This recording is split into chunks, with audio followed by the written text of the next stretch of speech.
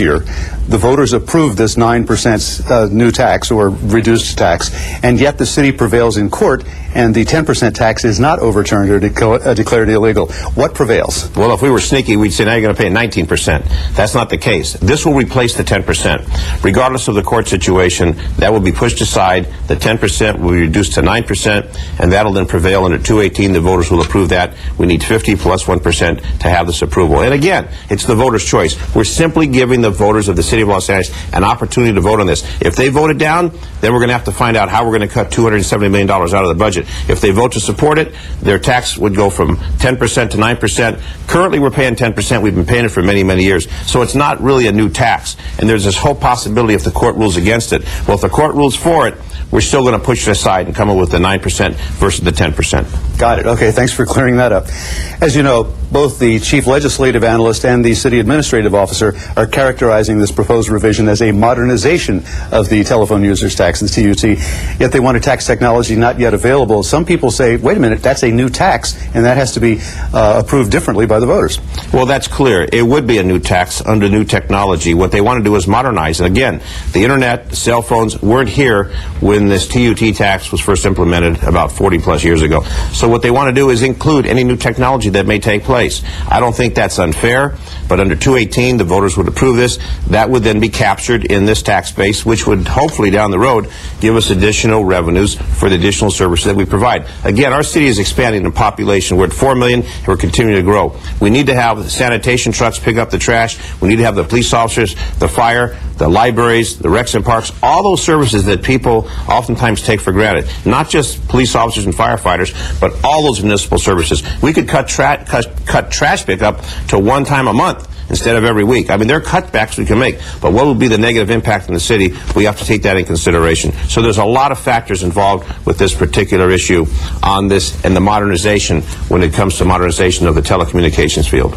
And I guess for any viewer who's just parachuted into the middle of this controversy and doesn't understand it, as frankly in many ways I don't understand it, the council did not vote to implement this tax. You've just voted to put it in front of the voters in February, correct? That's absolutely correct. This is going to be the voters' choice. And there's a lot of people say we don't want to do it. If you don't want to do it, then vote no. Vote no, but accept the consequences of a $270 million loss to the fund of the $3.8 billion. We'll make cutbacks. We can only make so many cutbacks. How many officers do we want to cut? How many fire stations do we want to close? How many libraries? How many times we want to cut back on the sanitation department and pick up of the refuge? There are many cutbacks that are going to have to take place if this does not pass. And the mayor is committed to me that he will work vigorously to convince the voters of the city of Los Angeles how critical this is and how we can't absorb this loss. But if the voters vote no, it's their choice. If they vote yes, we can remain stable. They vote no, we're going to have some major consequences and major cutbacks. Again, 70%, nearly 70% of this budget goes for our law enforcement and our fire service.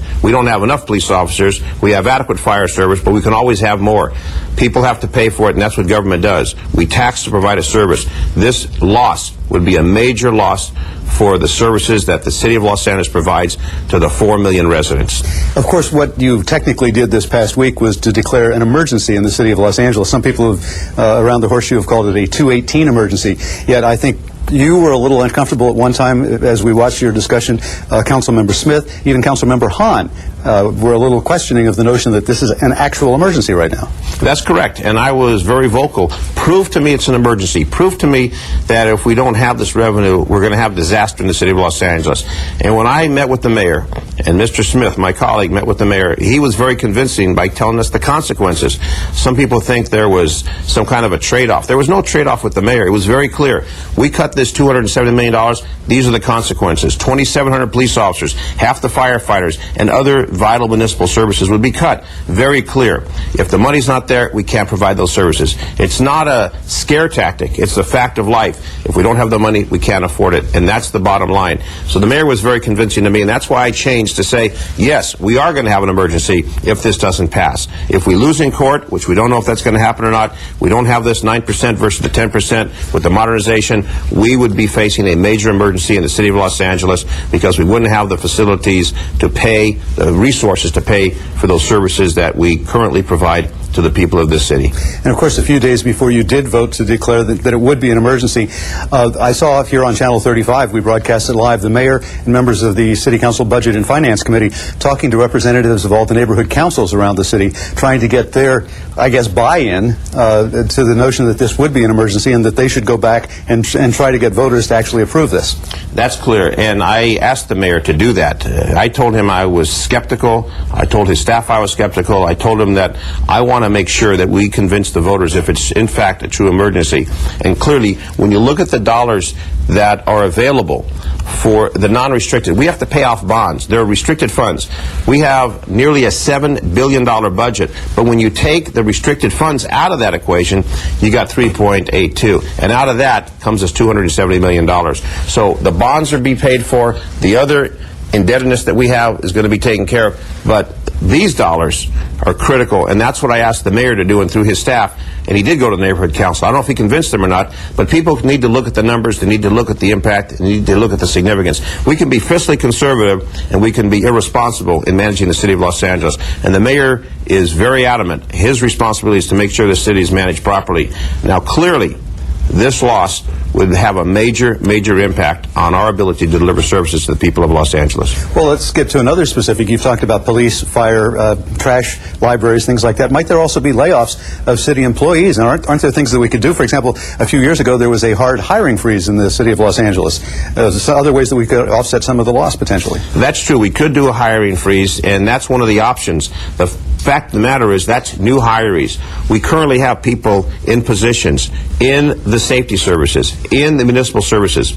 If you don't have the money to pay, if you have a $270 million cut, you're going to have to cut some positions. Certain people, certain positions, certain categories will lose their jobs. Certain departments may be consolidated. But we tried to come up with different formulas. The bottom line is you're going to have some major cuts. And when nearly 70% of the revenue from that fund, the $3.8 billion, goes into public safety, police and fire, where's the major cut going to go? We could close down all the libraries, we could close down the recs and parks, we can close down many operations, but you're not going to come up with that $270 million by shutting those departments. We can shut down the zoo. You can't come up with $270 million by doing that. So there'd be major cuts. We know that police and fire would have to absorb some of those cuts. Again, that's public safety. It's not a scare tactic. These are real numbers and real consequences if we don't have those dollars.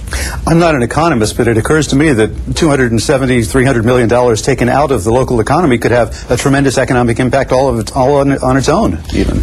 That's clear. I mean, this city runs on dollars. This city runs on sales revenues, and when we see the real estate market going through the crisis it's going through, when we see the stock market, when we see gas approaching $3.50, maybe $4 soon, it affects the economy of this city. If we don't have the dollars, obviously we can't provide services. This city is run by about 40,000 municipal employees. Now, people may say we have too many municipal employees, but when your trash isn't picked up and the rescue unit doesn't arrive and you're having a heart attack, then people say, where are the services? We have these services for the people of Los Angeles. We're obligated to deliver those services, and it costs money to deliver those services. So sure, there's a lot of consequences involved. Again, the issue is dollars and cents. $270 million out of that dollar that we have to provide services, basic services for the people of the city. And during the meeting on Tuesday the 16th, you also voiced some concerns about exemptions currently in the TUT. Are you comfortable with the answers that you received from that? Well, the question came from reviewing all the exemptions. For example, telemarketers only pay a 5% versus the current 10% that everyone else is paying. That's an issue, and my colleague Jack Weiss brought that up. And there were other exemptions. For example, news services, news bureaus. Many of the radio stations no longer have news services. They're exempt altogether. When we start looking at the 9 different categories of exemptions, I'm asking, are those appropriate? Maybe some of those should be paying. For entertainment, they should pay like everyone else. People in the military, in a combat zone, they should be exempt, and they are exempt under the current provision. But the exemptions, I made a motion. We're going to get a report back to discover which of those exemptions should be eliminated or modified. Clearly, lobbying was done 40-plus years ago to exempt certain categories, and I think we need to review that and decide which ones are properly exempt and which ones should be revised and no longer exempt. Finally, what happens now? For example, in the last few minutes, you've sounded very much as if you're now prepared to go out and campaign in favor of getting this 9% telephone users tax approved on the ballot. I'm going to simply tell the voters and the constituents that I have of the consequences. I'm notorious for speaking the truth and for being direct. I get to the point. I learned that in many years of law enforcement. Get to the point. Just the facts, ma'am, Jack Webb. I want to find out the facts, and I want to tell the facts to the people. But it's up to them. If they want to absorb those cuts, then vote no on this. It's clearly up to them. But I'm going to give them the honest facts, the honest figures, and the consequences of that. If they want their trash picked up every week as it is now, or every other week, or once a month, if they want to live with that, and they want to live with a cut in the police department, the fire department, the paramedics, etc., if they're willing to accept that, then vote no. But I'm simply going to give the facts and present the facts as they've been discussed with me and presented by the city folks. And if people want to challenge these facts, I welcome the opportunity to challenge these facts. The facts and figures and the numbers that are involved. They're all factual, they're all accurate, and I'm going to simply deliver that message and let the voters make the choice. The choice is up to them. Sounds like it's going to be a lively discussion for the next several months. District 3 Councilmember Dennis Zine, thanks for coming in and joining us on Council Week in Review. Always a pleasure being with you. Your Los Angeles City Council, in a unanimous vote of 14 ayes, approved the measure to declare a revenue emergency and to have a special election on Tuesday, February 5th, for the purpose of submitting to voters a reduction of tax rate and modernization of the telephone users tax. LA City View is the government access cable channel for the City of Los Angeles, featuring live coverage of City Council meetings and programming about City Department services and events. Now, if you have suggestions or comments about any of the programs you see here on Channel 35, or would like to receive a free viewer guide, call our viewer hotline at 213-473-3978. And we invite you to address the Los Angeles City Council on any item on the council agenda, as well as during public comment. You may come downtown to City Hall or go to the Van Nuys City Hall and participate via video teleconferencing. And remember, you can watch all Los Angeles City Council meetings live in their entirety on Tuesdays, Wednesdays, and Fridays beginning at 10 a.m. On Sundays, you can watch the replay of all the week's meetings, also beginning at 10 a.m. Well, that concludes our program for the week ending October 19th, 2007. On behalf of Martine Martinez and everyone here at Channel 35, I'm Jack Popejoy. Thank you for watching, and please join us for the next Council Week in Review.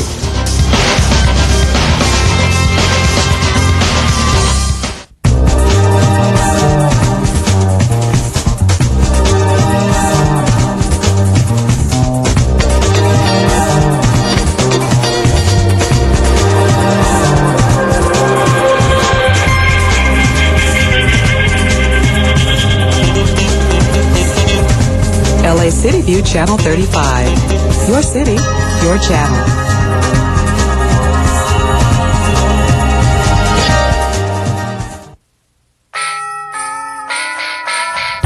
Bring your family to Hollywood's Santa Parade, Sunday, November 25th at 5 p.m. Santa will be there to help kick off the holiday season in style. Come early to enjoy all that Hollywood has to offer. Go Metro to Hollywood and Highland. Call 1-866-PARADE-1 for more information.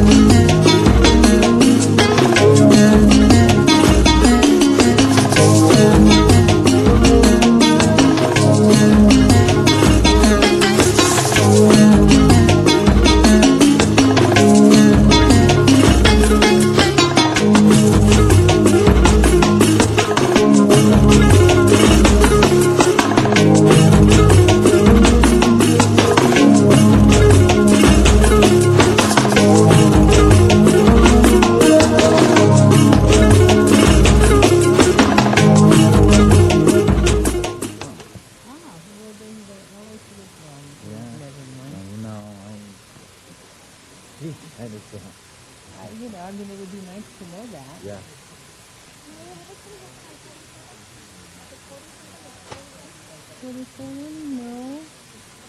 No. Good morning, Los Angeles, and welcome to the City Council meeting for Wednesday, October 24th, 2007.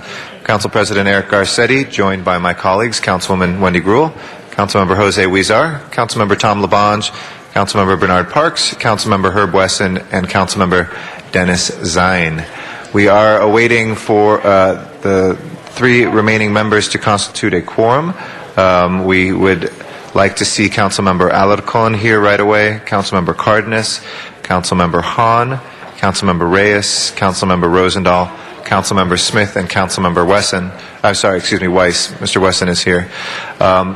Pursuant to council rules, all council members are to be here present at 10 a.m. It is after the hour, so those council members are late. Again, that's Councilmember Alarcon, Councilmember Cardenas, Councilmember Hahn is here. Now, Councilmember Perry is excused to arrive at 11, but we're still awaiting Councilmember Reyes, Councilmember Rosendahl, Councilmember Smith, and Councilmember Weiss. Want to welcome our viewers on Channel 35 who have joined us here today. We are rebroadcast on Channel 35 in the evening and broadcast live each time we meet on Tuesdays, Wednesdays, and Friday at 10 a.m. We're in John Ferraro Council Chambers, where we meet all the meetings except for the first Friday of the month, in which we are in Van Nuys City Hall. And we also are available online through the city's homepage at lacity.org with live streaming webcast video of the City Council meetings. You can also pull down video archives of our past meetings at lacity.org. And finally, if you are close to a telephone, you can always use your phone and call Council Phone at 213-621-CITY and listen to the proceedings of our full committee or any of our council committees as well. We are now at 9 members. We are just awaiting one more member, so Councilmember Alarcon, Councilmember Cardenas, Councilmember Reyes, Councilmember Rosendahl, and Councilmember Weiss will join us as soon as possible. We appreciate it. We have Mr. Rosendahl here, so Madam Clerk, will you please call the roll? Alarcon, Cardenas, Gruhl, Hahn, Huizar, Labange, Parks, Perry, Reyes, Rosendahl, Smith, Weiss, Wesson, Zine, Garcetti. 10 members present and a quorum, Mr. President. First order of business, please. Approval of the minutes. Mr. Smith moves, Mr. Rosendahl seconds. Without an objection, those minutes will be approved. Next order of business. Commendatory resolutions for approval. Mr. Huizar moves and Ms. Hahn seconds. Without objection, those two will be approved. Mr. President, do we should take a public comment at this time? Let's go ahead and run through the agenda first, and we'll come back for public comment. The regular agenda, before we get into the regular agenda, there was a request to continue item number 3 for 2 weeks, and that will be November 7th. 7th. Okay. Is there any objection, colleagues, to continuing item number 3 until November 7th? Seeing none, we will go ahead and continue that. And there's also a request to continue item 41 for 2 weeks, and that's also November 7th. Okay, colleagues, any objection to continuing item 41, also 2 weeks till the 7th of November? Seeing none, that will be continued as well. Next items. On the regular agenda, item notice for public hearing. Item number 1 is a finding of public convenience or necessity in Council District 13. I believe there is a card on that item. Okay, we have 2 cards on that. I'd like to move to deny that application in so much as the applicant has not filed for a conditional use permit to sell and dispense alcoholic beverages. And this is a high crime area. There's an oversaturation of alcohol licenses in the area, and the Northeast Division of Los Angeles Police Department is opposed to this application for the same reason, and we'll be sending a letter of opposition to the California Department of Alcohol Beverage Control. King Middle School is also a third of a mile north of this location, so I'd like to make that motion. And if we can invite Matt Dowd forward to your public comment on this.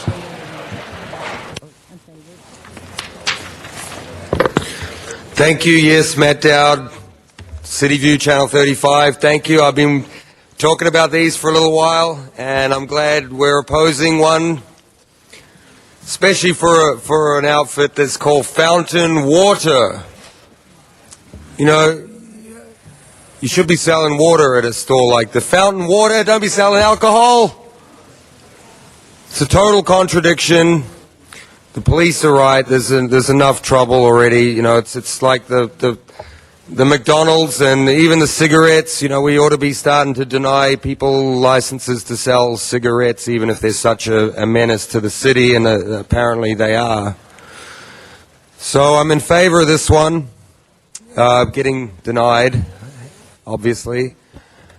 Thank you, Council President, for finally listening to some of the wishes of Matt Dowd. I've been calling for these for a while, and it's nice to see they finally get kicked through every now and then. But I want to see more denials of the alcohol, because Mel Gibson already showed us what a bottle of tequila can do. Michael Hunt is our next speaker on this issue.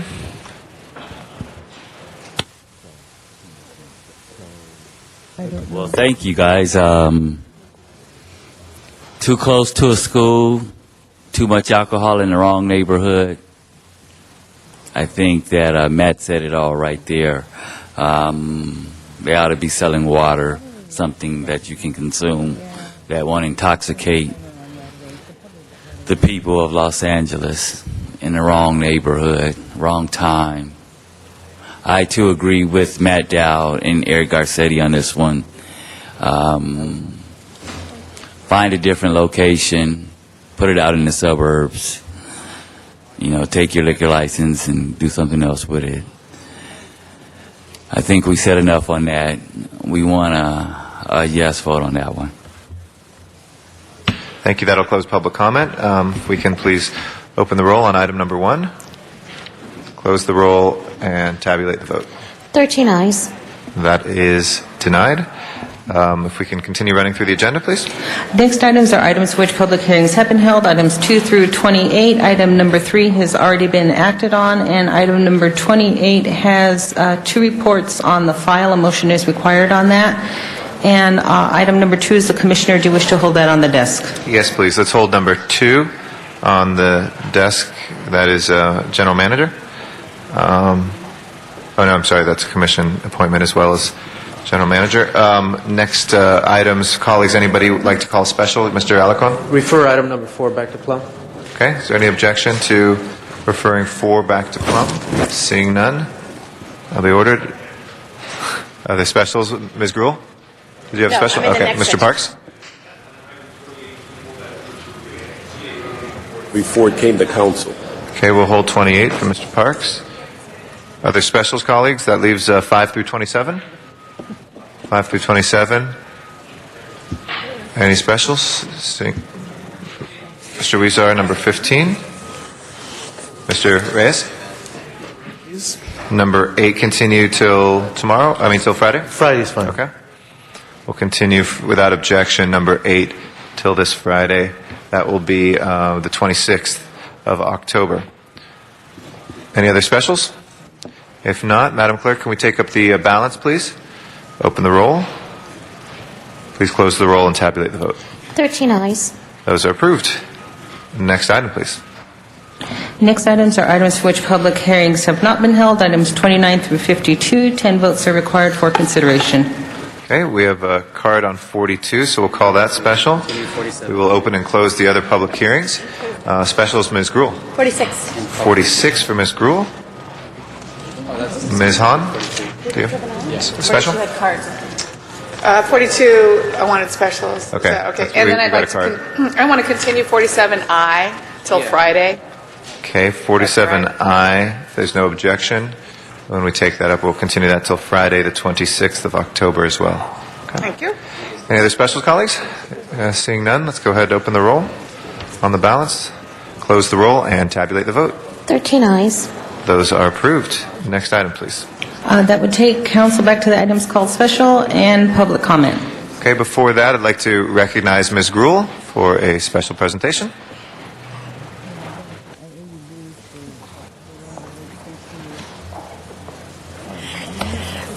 Thank you very much, Mr. President. Today was an exciting day in the city of Los Angeles. We were there this morning with my colleagues, Ms. Hahn and Ms. Perry, designating the Geraldine Ferraro Cause Rose that is in our Exposition Park. It's absolutely beautiful. Each of you have been donned. How many of them probably haven't gotten roses from women before? long time. I won't say before, but to all of our male colleagues. Beautiful rose. And we appreciate them. And the proceeds, a portion, and I know the Honorable Geraldine Farrar will tell you a little bit about the proceeds going to multiple myeloma research. But we were so pleased to be able to recognize her, and I want to recognize also Maureen Kindle and Christina Rose, who are here, who really spearheaded this and came to us and said, would it be possible to place it with our Exposition Park, and our Recreation and Parks Department did an incredible job in making that happen as well.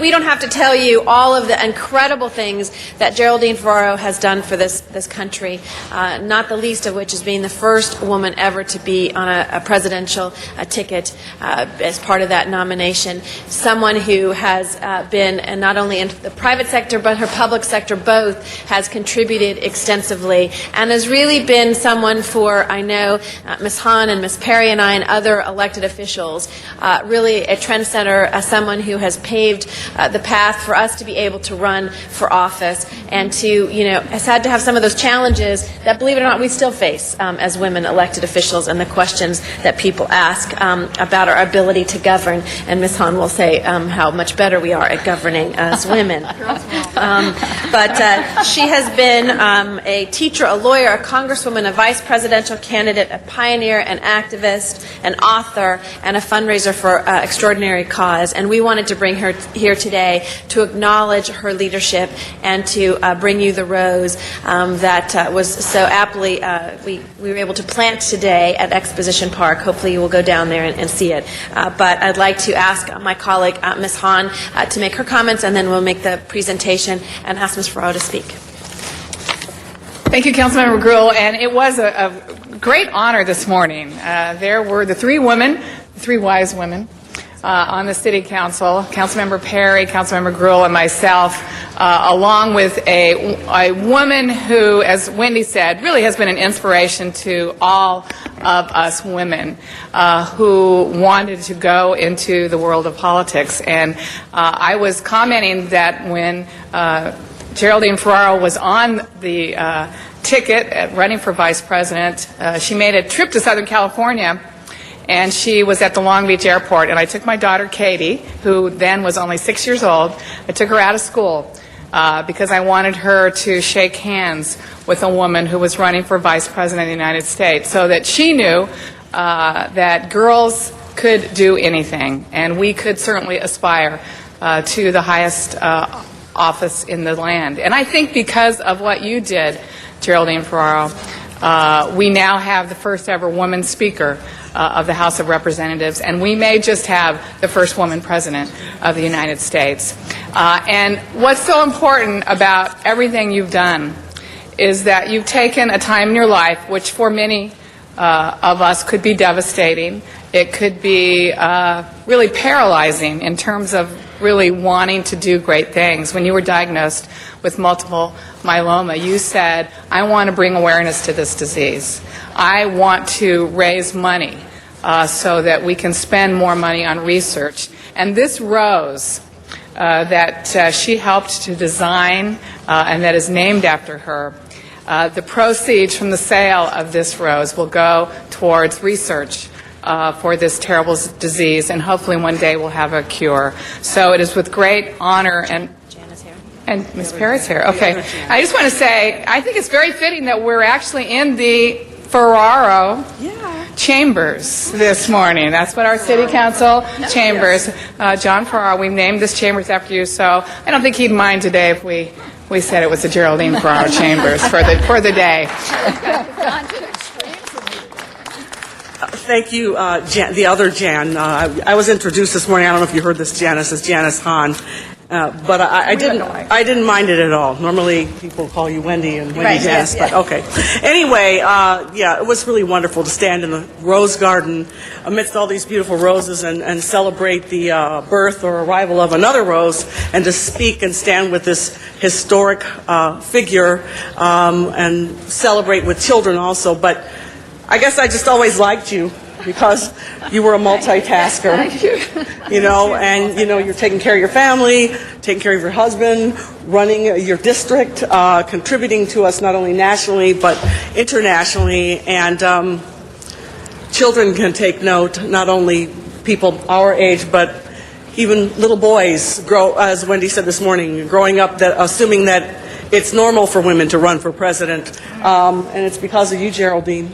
And you opened the door and just crashed the ceiling, made it come falling down on everybody, and show us another way to live.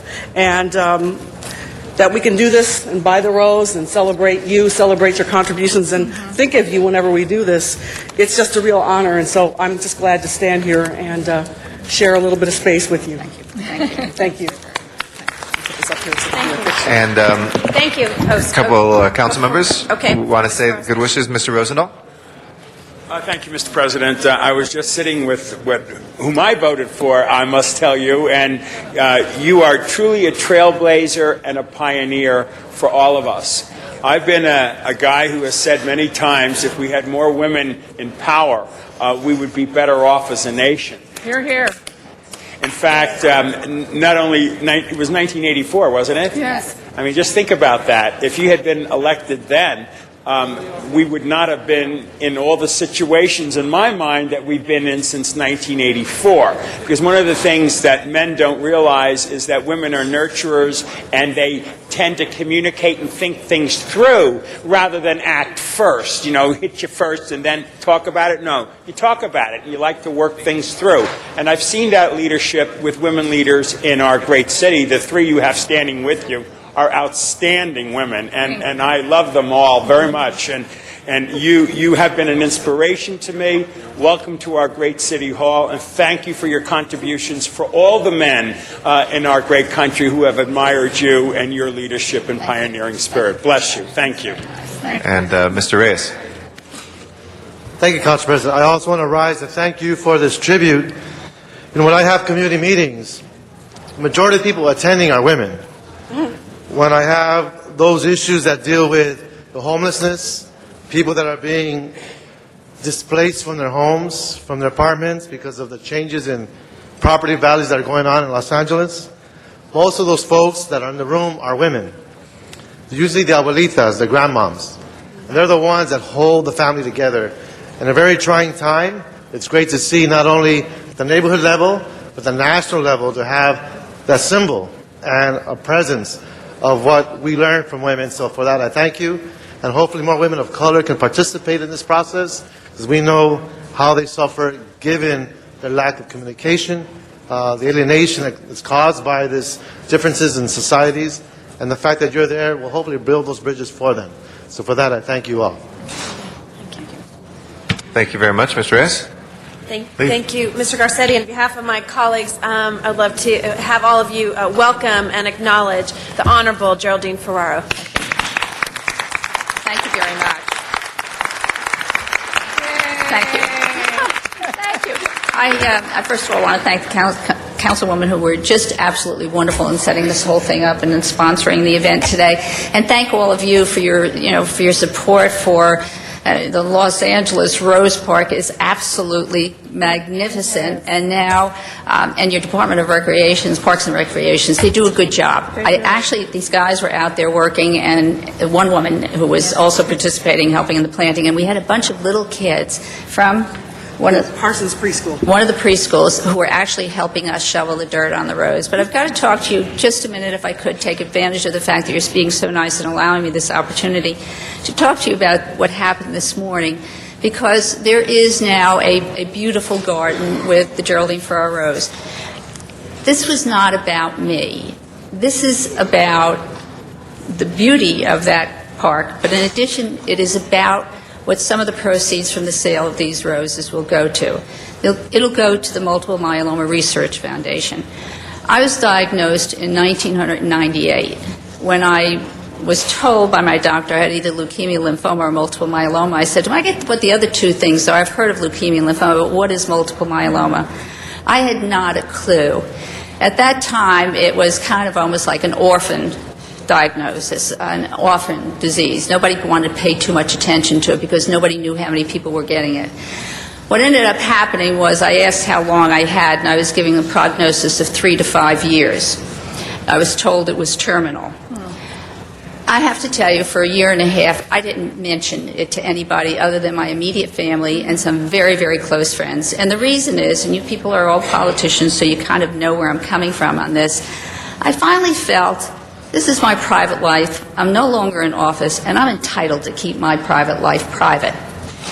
I did that for about a year and a half. And then my daughter, the eldest daughter, who was at that time a producer for the Today Show, and was trying to get the knowledge about multiple myeloma onto the national scene, had researched who was doing something on this disease, and she got in touch with the Multiple Myeloma Research Foundation. She is now a director of the foundation. And she asked NBC, every morning she'd pitch multiple myeloma as a segment for the Today Show. And nobody in the year and a half that she was pitching it, or in the year until she got it on, ever asked her why she was interested in the disease. So they put it on television, and it began to get some national attention.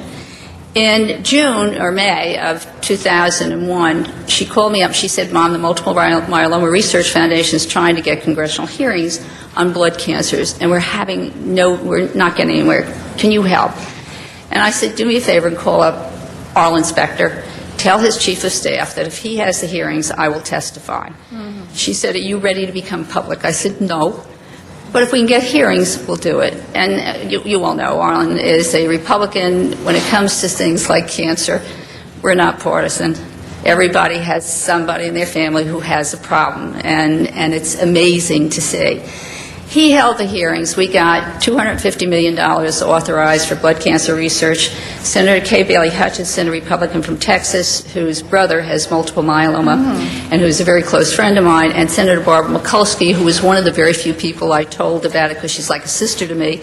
When I was first diagnosed, the two of them put in legislation, and we do have $250 million that's named after Joe Moakley, a colleague of mine who died of leukemia, and the Geraldine Ferraro education bill, which is obviously named after me. That's $25 million. So we got that money authorized. We're still trying to get a lot of it out of cancer, the National Cancer Institute, but it's coming. In addition to that, I've become very active in the Multiple Myeloma Research Foundation, which was founded by a young woman whose name is Kathy Giusti. She was diagnosed when she was 39, and this disease usually hits people who are older, and by the way, hits people of color much more than whites. She had been diagnosed when she was 39. She had one child. She said, "This kid isn't going to grow up an only child." She had a little boy afterwards. She created the Multiple Myeloma Research Foundation. Inside of 10 years, she has raised $80 million, 93% of which goes to research. Now, why is this important? I would not be standing here if indeed I was not getting medication. Today's my medication day. I go once a week for blood tests and medication. It's okay to put it off until Monday because I'm in good shape. But I get medicine and drugs that were not there 2 and 3, 4 years ago. I am currently on something called Velcade, and I also get steroids. Now, it's not the kind of steroids where you say she can run faster than wind or she can hit a baseball. I can't hit a baseball over second base, let alone in an outfield. It's not that kind of steroid. It just gets everything going. It does make you a little bit hyper, but, you know, I'm just like any other 72-year-old who has 2 jobs and does television and does all this other stuff. And I have 7 of the most magnificent, soon-to-be 8 grandchildren come January. They keep me very, very busy. The medication keeps me going. And my doctors now call this a chronic disease. They're no longer telling me that it's terminal. In fact, my doctor, who just was down the FDA yesterday and the day before to seek new approval of drugs, and the FDA is moving very quickly, one of the things that he said to me was that I would live long enough to help pay for my grandchildren's college tuition. So, you know, we're planning on that as well. But it is now a chronic disease. And I am able to do what it is. Thank you. That's what this ceremony was about today. It was about the Multiple Myeloma Research Foundation. It was about the doctors who are doing the research. It's about the other people throughout this country who are suffering from multiple myeloma and their families. It's about a lot of those people who can't afford the drugs that I'm getting. And so I'm going to be nagging members of Congress, and you take a look at this week's Newsweek magazine. We've done a whole article on this to press for something for drug reduction in costs, and we've got to do something to help a lot of people throughout this country who are literally dying from this disease still. So I really want to thank all of you. I thank you for the time to chat with you a little bit about this. I've spoken to Tim Leslie, Assemblyman, who has this disease. He's in remission, has been doing really well. But, Sacramento, they know about it. I'm not quite sure if we have throughout the country, because he's been talking about it for a long time, how many other people know about it. And the thing about it is the more awareness we have of the illness, the more people who go in for early diagnosis and treatment, and the more research that we can do, the better it will be for the people of this country. So again, I am very grateful to all of you, to the three women standing here who truly are leaders, and I've so enjoyed meeting and spending the morning with them, and to all of you for your time and allowing me to address this body. Thank you.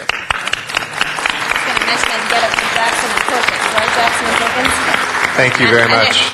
And if you are interested in purchasing the rose through Jackson and Perkins, which is the company that creates these roses, very well known, and I know Maureen said she has the Princess Diana rose at her home, and soon to have Geraldine Ferraro. But we encourage people to do that, because part of that will go to multiple myeloma research. Thank you very much, Mr. Garcetti, for letting us do this today. Mr. Labange? Thank you, Ms. Ferraro, for what you expressed and telling your whole story. And also, I just want to say something nice about the person next to you, Maureen Kendall, who, when she served Tom Bradley, she was on the president of the Board of Public Works, and she talked about putting flowers in streets and in parkways. And now, throughout the city of Los Angeles, you see down the center of the street parkways that are landscaped in your district, right at 39th and Vermont, and throughout, and it's just a good thing. So anytime I see a flower like Maureen, I like to credit her, and it's great to see an angel like Geraldine Ferraro, and your work and what you're doing and the experience that you've gone through in your family. God bless you. Thank you. Thank you very much, Mr. Labange. If we can return to the public comment section now. We will now take general public comment, and we're going to start here in council chambers with James Ota. And after that will be Michael Hunt. Good morning, Mr. Ota. President Garcetti and members of the City Council and staff. Hold on one moment. I'll just make sure. We'll hold your time. If we could just move things off to the side for our general public comment, that would be great. Thank you all so much, and thank you again, Ms. Ferraro. If we can move over a little bit to the side for our general public comment. Thank you for your patience, Mr. Ota. Just be one moment. Okay. Go ahead, Mr. Ota. Thank you. My name is James Ota, Ota Trucking, and I'm a part of Harbor Truckers for a Sustainable Future. The camp is what both the ports are striving to accomplish with their bold moves to clean the air at the ports. One of the main topics is the replacement of older trucks, diesel trucks, which are contributing to the poor air quality in the ports. Starting on January 1st, 2008, all the trucks that are older than 1988 will be banned from the ports, or will have to pay a dirty truck fee every time that truck enters the terminal at the harbor. Many of the truckers who own these older trucks will have to, with the port's aid, will have to be replaced with a 2004 or newer truck. Other trucks from 1994 and newer will be retrofit to meet the 2000 year engine on diesel particulates and NOx emission. Many will not be able to finance the 20% on their own if they do not have enough assets to use, because the 80% the ports are financing will hold title. The concession portion of the cap is totally not agreeable to the ports trucking companies and independent truck drivers. Concession is only a means for the union to come in and replace the independent truck drivers and eliminate a majority of the port trucking companies. Let us focus on the proposal of the clean air, but not use the concession as a way to accomplish the port's plan to help clean the air so both ports can grow and increase their capacity to make it the largest port operation in the world. The Clean Air Act is being proposed does not have to have a concession part in the plan. Concession is only the union to enter and eliminate smaller trucking companies and many of the 16,000 independent drivers who are now working in the ports. We were told that 16,000 truck drivers are disorganized, underpaid, and lack many benefits. How is it we're able to be the largest port nationwide? If I can ask you to conclude. Oh. Thank you. Okay. And if you have any additional written material, we'll be happy to take that Right now, or well, if you can wrap up, we have the timer there, so each speaker gets 2 minutes, and the time has expired. okay. We don't strike, and the only protesting is done by organized groups who want the independent drivers to unionize. Otherwise, there is no disruption by the owner-operators. The ports unions have declined, and this is one place that the unions are trying to get in. Let Thank them you, sir. start a union trial. I'm sorry, I'm going to have to cut you off there. We'd be happy if you have it written down to take the material if you want to give to the Sergeant at Arms. Otherwise, we'll have to move on to our next speaker. Okay.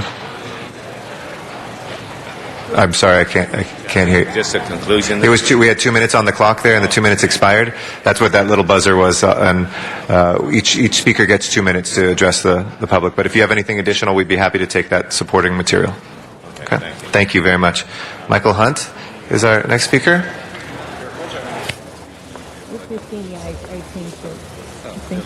Mr. President, what I just seen here was a chamber being rude to a man that was talking. That is not acceptable, and you should have said something. Sir, if you'd like to give us your general public comment at this time, I was listening to him the entire time, and I asked them to move the presentation to the side. Correct, but you should have directed them to move. That's not proper, and that's not proper behavior for the president.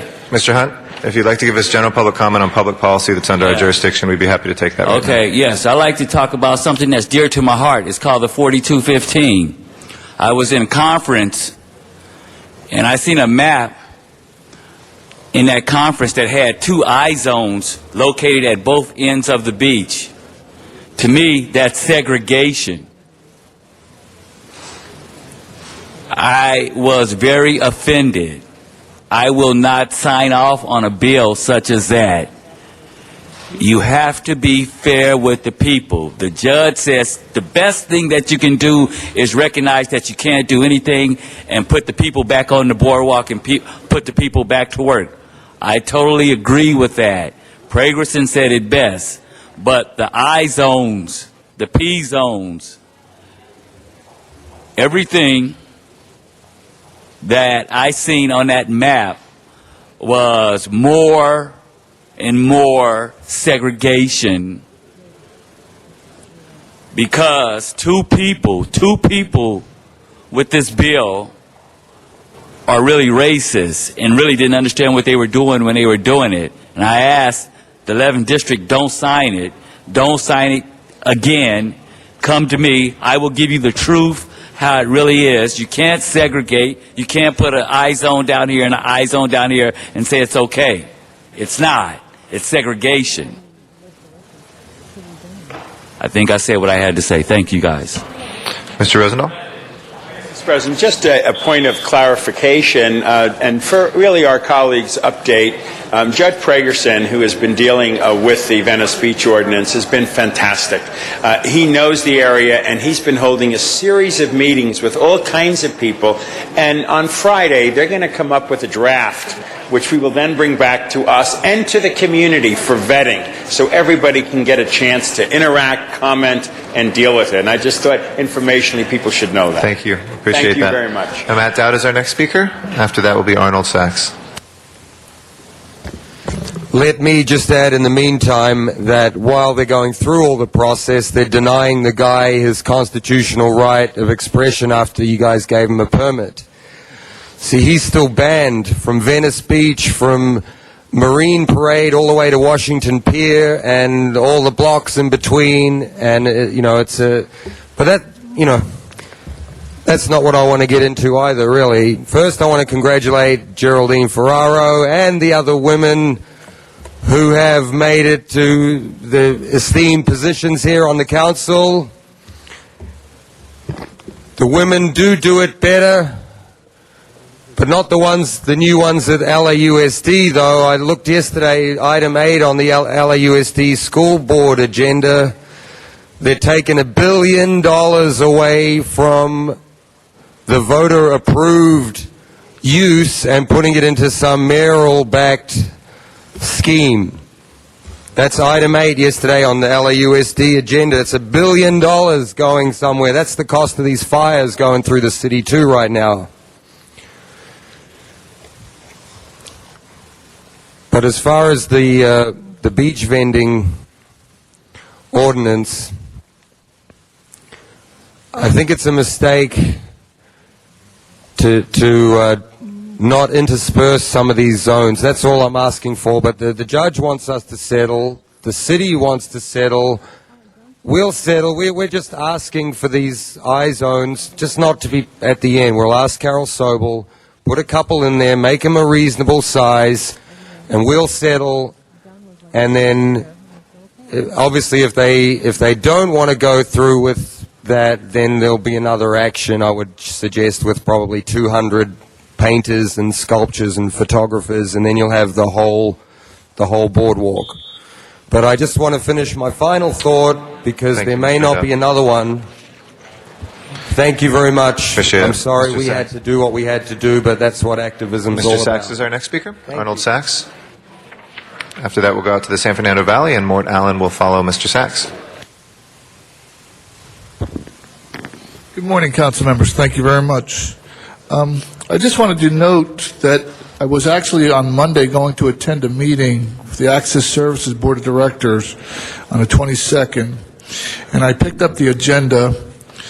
And what was surprising is that in previous agendas, and I've been before the City Council to talk about Access Services a few times, and the loophole that the people that provide the service manage to drive through. And there's several items on this agendas previously from MTA. Executive Management Audit Committee recommends the scope of the audit for ASI. From the Mayor, Villaraigosa motion to receive, conduct a performance and compliance audit of Access Services Incorporated. An announcement from the Commission on Disability for the region ASI service provider, formerly Global Paratransit. Now, what was interesting was the Board of Directors meeting on Monday the 22nd, Access Services, the agency. There is no mention of Access Services Incorporated. And you might say, well, they're really the same. But they're really not the same. According to the history that's provided from Metro, LA Transit history, it states here that Access Services Incorporated is designed exclusively for passengers requiring specialized transportation vehicles and services mandated by the Americans with Disability Act. Originally managed by the LACMTA, the department was restructured as a nonprofit independent agency under the name Access Services in 1994. So if it was restructured as Access Services in 1994, why is it now known as Access Services Incorporated?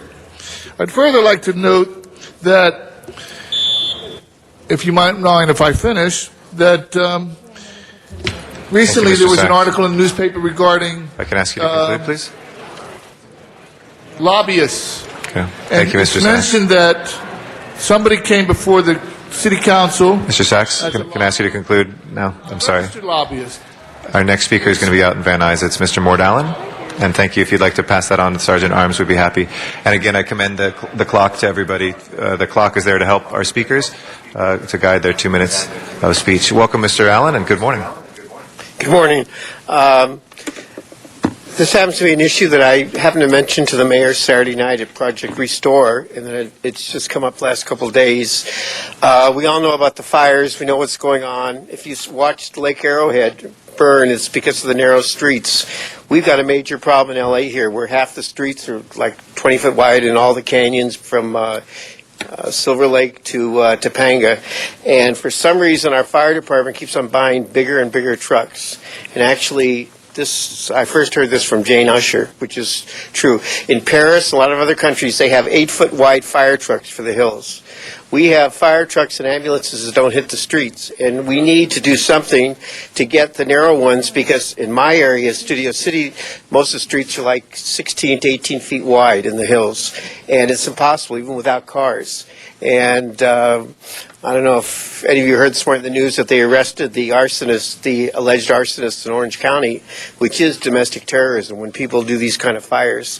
And we got to get prepared for it. I also feel that the fire department you're paying them a lot of money for all the hanky-pank, should be more proactive in going out in the neighborhoods. We've got a kind of a crisis now with hundreds, if not thousands, of empty foreclosed houses with dirty swimming pools and open gates, and code enforcement can't handle it. And there's no reason that the fire department doesn't divvy up each community they serve and go out and check these houses, and that the city charges a lender when they get a house back X amount of thousands of dollars unless they put somebody in there to live or put a pool service and do that, because we are going to have problems with that. But I really want public service to consider getting some narrow fire engines for the streets. Thank you. Thank you very much, Mr. Allen. That will close our general public comment. We've had a request to take up first item number 46 from Ms. Gruhl. Is there any objection to taking up item 46 first? If not, Thank you. recognize Ms. Gruhl. We have two speaker cards. Do you want to hear those at the outset? Sure, that would be Okay. great. Thank you. All right. We'd like to invite forward first the Most Reverend Father Myron Aznikian to come forward to speak here. And after that, Susie Zarunian Kanzarian. Good morning. Good morning.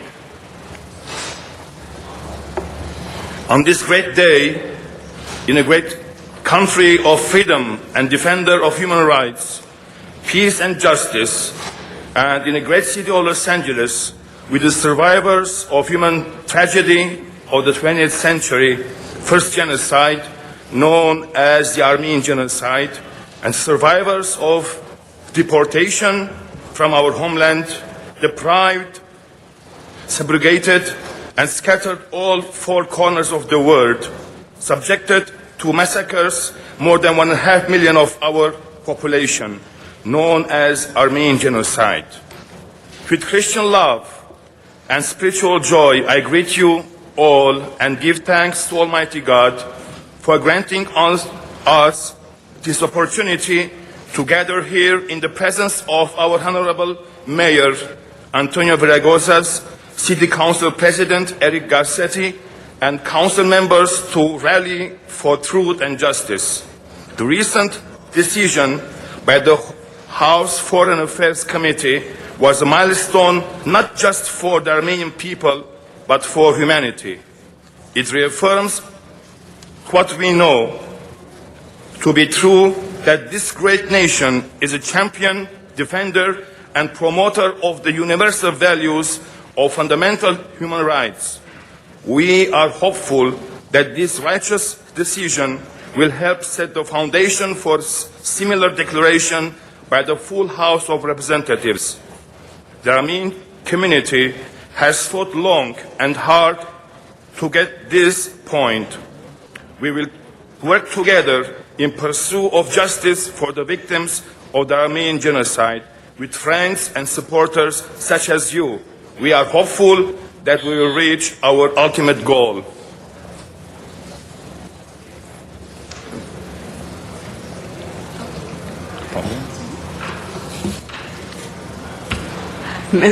Susie Zarunian.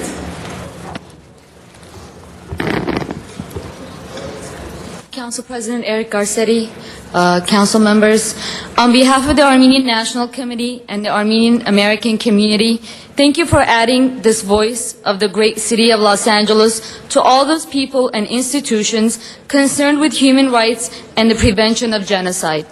Unfortunately, this crime against humanity continues to plague us to this day, and it is the responsibility of our community and our Congress to speak and act with moral clarity on this issue.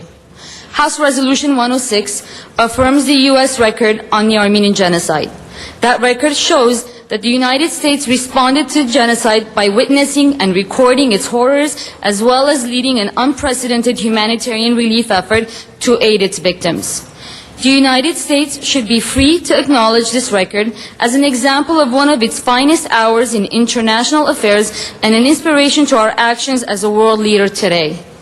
The City Council resolution reminds us that it is always appropriate as individuals and representative bodies to speak out against genocide and its cover-ups, regardless of whether the crime was committed in Darfur, Europe, Rwanda, Cambodia, or Armenia.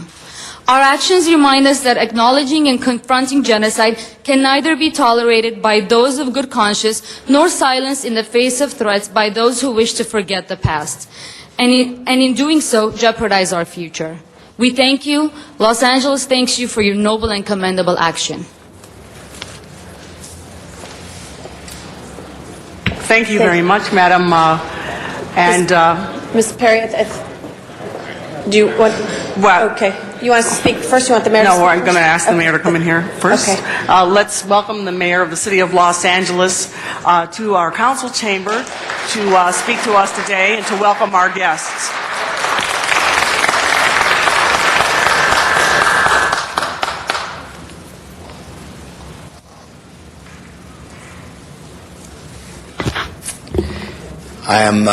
Thank you, Councilmember Perry. I'm here to speak in support of item 46 on the agenda.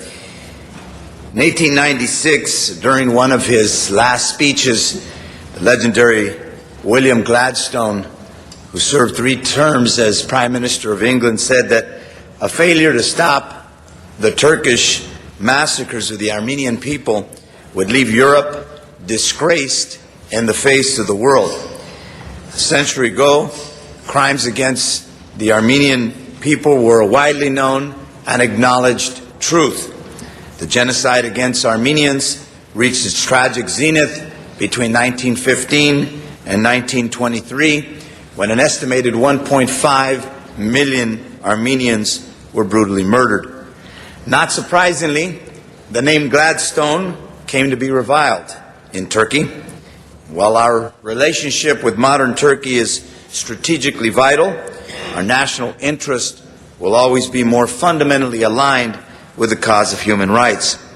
As mayor of a city with the largest Armenian population outside of Armenia, I say it's time to end the tradition of Holocaust denial that has only deepened the pain of those whose parents and grandparents suffered the unspeakable horrors of ethnic cleansing. Remember this, City Council members and friends, that it was the Armenian genocide that began what is now known in human history as the most violent century in human history.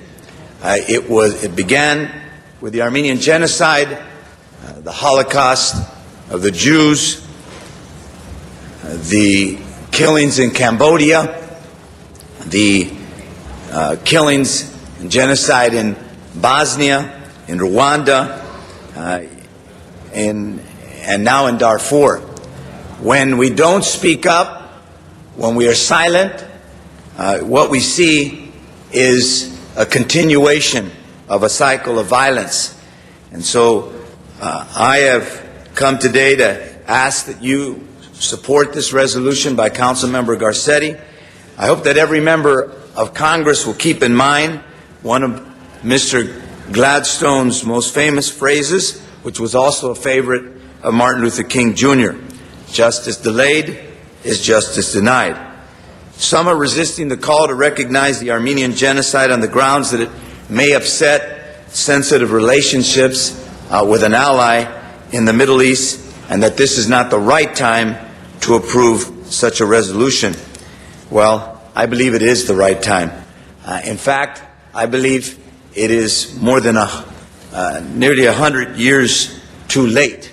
But we here in this city must stand up for the idea the way the legislature has time and again when I was Speaker, and after that, that it's time for the Congress and the United States of America to recognize that the Armenian genocide occurred, and that we need to hold the world accountable for its silence. Thank you so much. Thank you, Councilmember Garcetti, for this effort. Thank you, Mr. Mayor. Ms. Gruhl. And Councilmember Gruhl, excuse me. That's okay. Thank you. Thank you. And in fact, Mr. Garcetti and I co-signed it as well as Mr. Zine seconded it. I know this council has gone on record many a time to support the recognition. And it means a lot that you would come here today, Mr. Mayor, on a specific item. I know you have also been one of those who has not been silent about your support of this resolution. And so I appreciate you being here today. And I know the members of the Armenian community that are here as well. And you outlined for us the reasons why this is so important. The 1.5 million individuals who were killed, 500,000 deported. And we've all heard the excuses. I've been reading emails I've received or articles you've read. It's not the right time. Well, excuse me, when is the right time? The right time is now. The right time was a long time ago. And what if that had happened in the Holocaust? People said it's not the right time to speak out. It's uncomfortable. It's difficult. Well, guess what? When it's right to stand up and say this was a genocide, it was wrong, and to support the Armenian people, not only here in the United States, but across the country. And so 2 weeks ago, H.R. 106 passed the House Foreign Affairs Committee when people said it couldn't be done. And so we are asking the entire Congress to support this.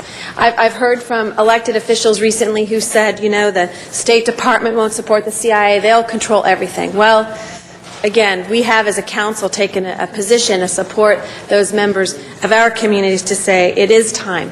And we're asking today for people to call their Congress members and say it does matter. It does matter to recognize the genocide in Armenia. It does matter to recognize the other genocides that have occurred, and the one that we're facing in Darfur today that so many of us have spoken out about and tried to do what we could.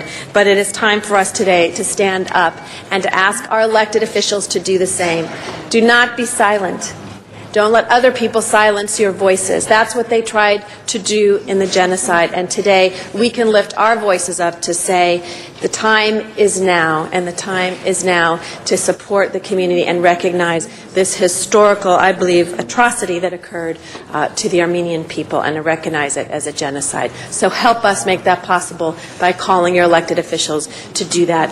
And thank you again, Mayor, for being here today. And thank you, Mr. Garcetti, who's been a leader since the day he got elected in the City Council to support this legislation. Thank you, Ms. Perry. Thank you, Ms. Gruhl. Mr. Garcetti. Thank you very much. And thank you, Ms. Gruhl, for your strength of conviction, your family's strength of conviction around issues of genocide now and in the past. And colleagues, we stood unanimous to support this bill before any committee vote. And I believe that we were part of the momentum that allowed us to get a successful and historic vote out of committee. And I want to thank the mayor and taking time out of his schedule to be here as well. Let's give him a round of applause and thank him for that. So some may ask, why do this again? Well, this is probably the most important vote that this issue has faced in decades. It's important for the 1.5 million souls that are lost, that are looking down upon us right now, but it's important also for the living memory of the Armenian community that survived. A lot of people have said, like Ms. Gruhl mentioned, it's not the right time. It's not the right time. We should change that and ask, when is it the right time to do the wrong thing? Never. It is never the right time to do the wrong thing, and we have done that year after year after year after year. Turkey is an ally of this nation, just as Germany, our enemy in World War II, now is. But when you contrast those two countries, Germany has faced its past, has recognized the horrors, and has become a light, a teacher. In fact, young German children are probably more educated about race intolerance and genocide than even Americans are, or nearly anybody else in the world. Turkey has the opportunity to be the same, to do the right thing, and to recognize the past so that we can move forward with strong friendship into the future, so that there can be reconciliation between the Turkish people and the Armenian people. But until we recognize that past, we won't. We will never be a healed world, and the 1.5 million lost people will be just that. Lost not only in history, but lost in memory as well. A lot of people, if we want to be honest about why this has come about, it's because we're in Iraq, and because of the role that Turkey plays as a strategic ally, and also with Israel in the Middle East. I'm very proud of my friend Adam Schiff, a Jewish American, for leading the fight. As a Jew myself, whose parents or grandparents, fled violence in Eastern Europe, this is very important to me because while we had family members that were killed in the pogroms, we escaped Europe before the Holocaust. But I know so many Armenian brothers and sisters who lost their families, and we as Jews have a special obligation, I believe, to lead this fight. And those fellow Jewish Americans who are turning our head away from genocide, we must look in our own past and our own conscience to recognize what we will do. So we call on Congress to have the stomach, to have the spine, to not change their opinions. This will never be easy when we do it. Strategically, this is difficult. And we're not naive. I think Ms. Gruhl and Mr. Zion, this entire body understands what's at stake. But nevertheless, if we don't do it now, when will we do it? And it is never the right time to do the wrong thing. Let's help this Congress do the right thing. Thank you. Thank you, Mr. Garcetti. Mr. Rosendahl. Yeah. Just a quick second, Madam President. The comment about the Iraqi war. We as a council voted last week 12-2 to get out of Iraq now. And now's the time. There's always the time to get up and talk about a genocide and make it clear that it is unacceptable and never again. This phony politics of Washington, they're so unsophisticated back there. They get into a war that made no sense to begin with, and they don't even know how to get out of that war. So to listen to the CIA and all of that is a lot of baloney.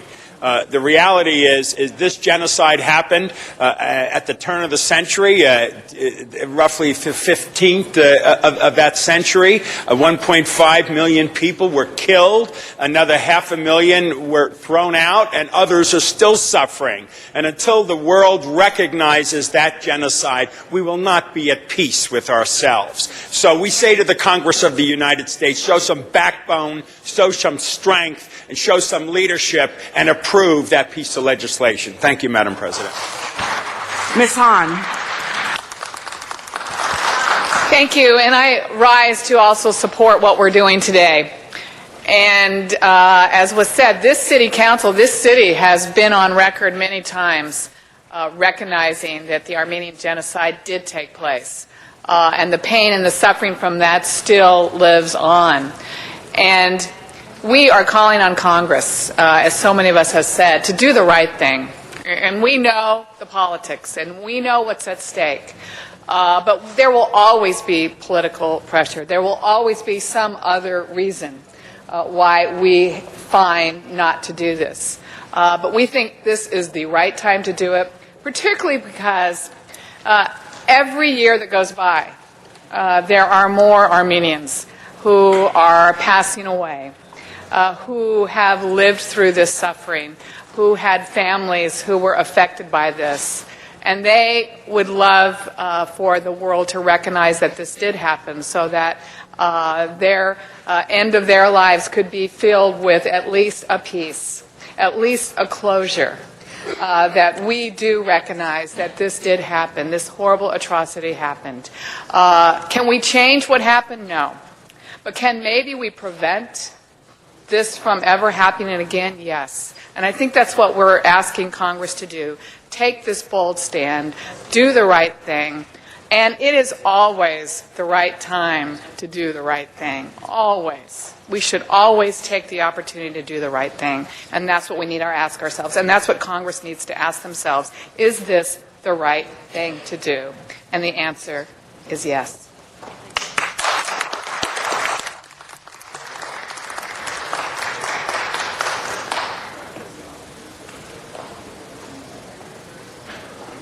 Mr. Zion. Thank you, Mr. President. To the members of the clergy, welcome to City Council. I attended the most recent ANC banquet of over 1,000 people. This issue came up. This issue's come up so many times.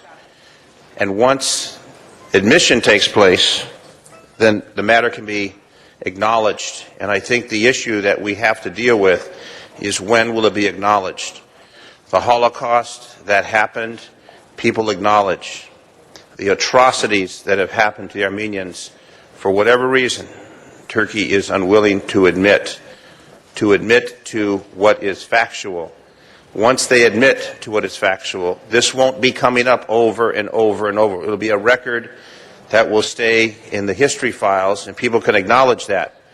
The concern I have is that the ANC has been vigilant to this, and we respect that. Members of Congress are supportive of this, but no matter when they want to bring it up, people are going to find an excuse not to accept it.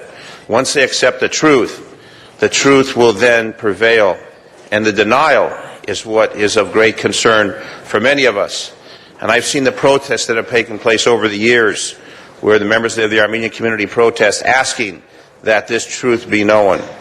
And it is not being recognized by Turkey. Once it is recognized, then we can move on, accepting the fact that they've admitted to the atrocities that were committed, to the people who were slaughtered, the people who were murdered. Until that time, we will not relent in our mission to bring this truth and bring this admission forward.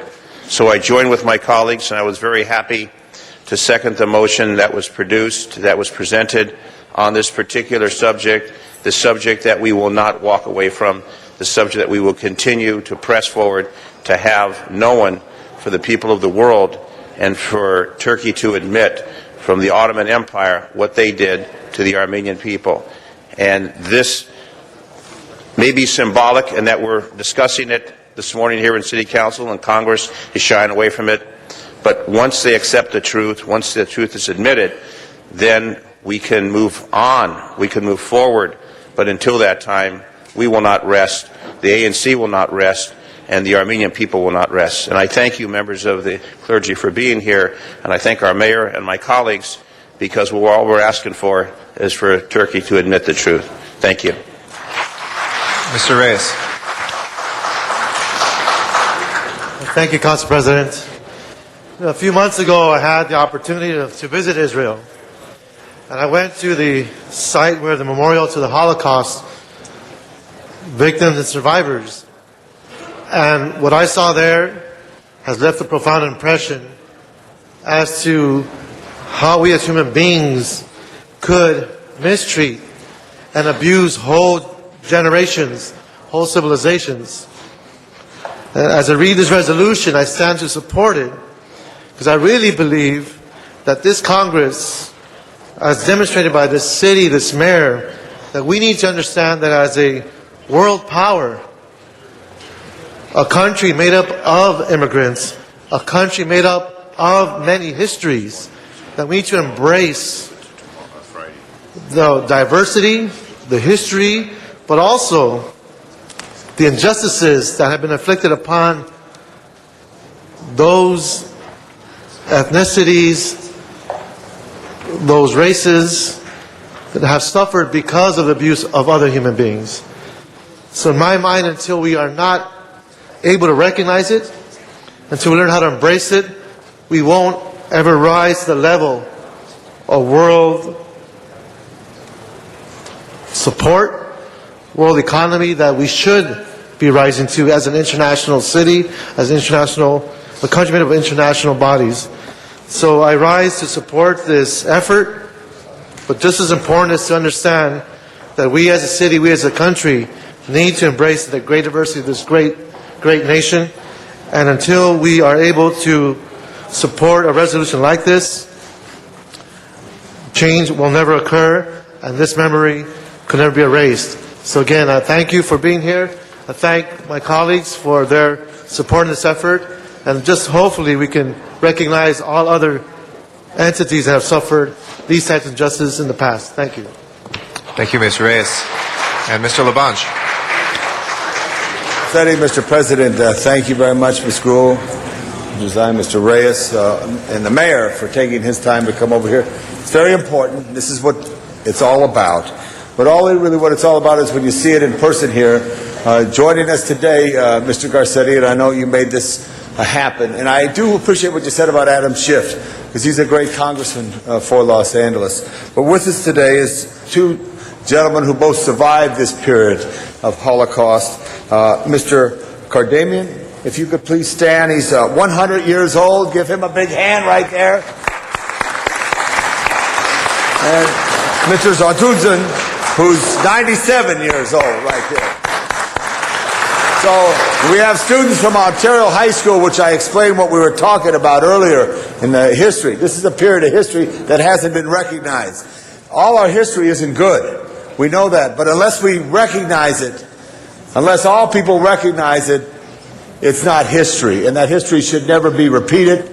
And everyone said these are very important words, so we hope all of us, including the Turks, do the right thing to shed light on this part of history so it never happens again to anyone. Thank you, gentlemen, for coming down here. Members of the clergy, thank you. And Susie, thank you for your leadership with our Sister City program.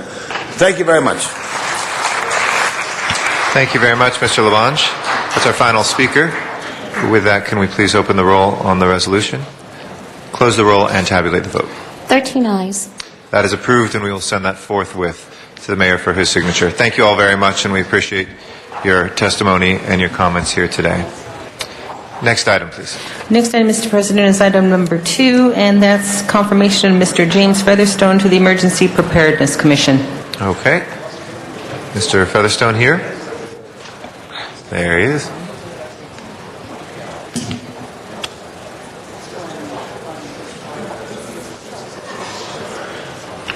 Come on forward. I'd like to recognize, I know Mr. Weiss is not with us right now. He is expected to be back as Chair of Public Safety, but in the meantime, I'd like to recognize Mr. Zine to say the first words. Thank you. What we have before us is a captain of the Los Angeles City Fire Department who knows about public safety, who wants to take emergency preparedness to emergency management. And I had the pleasure of speaking with the captain. I think we call you director or general manager in a few minutes, to say a new dimension.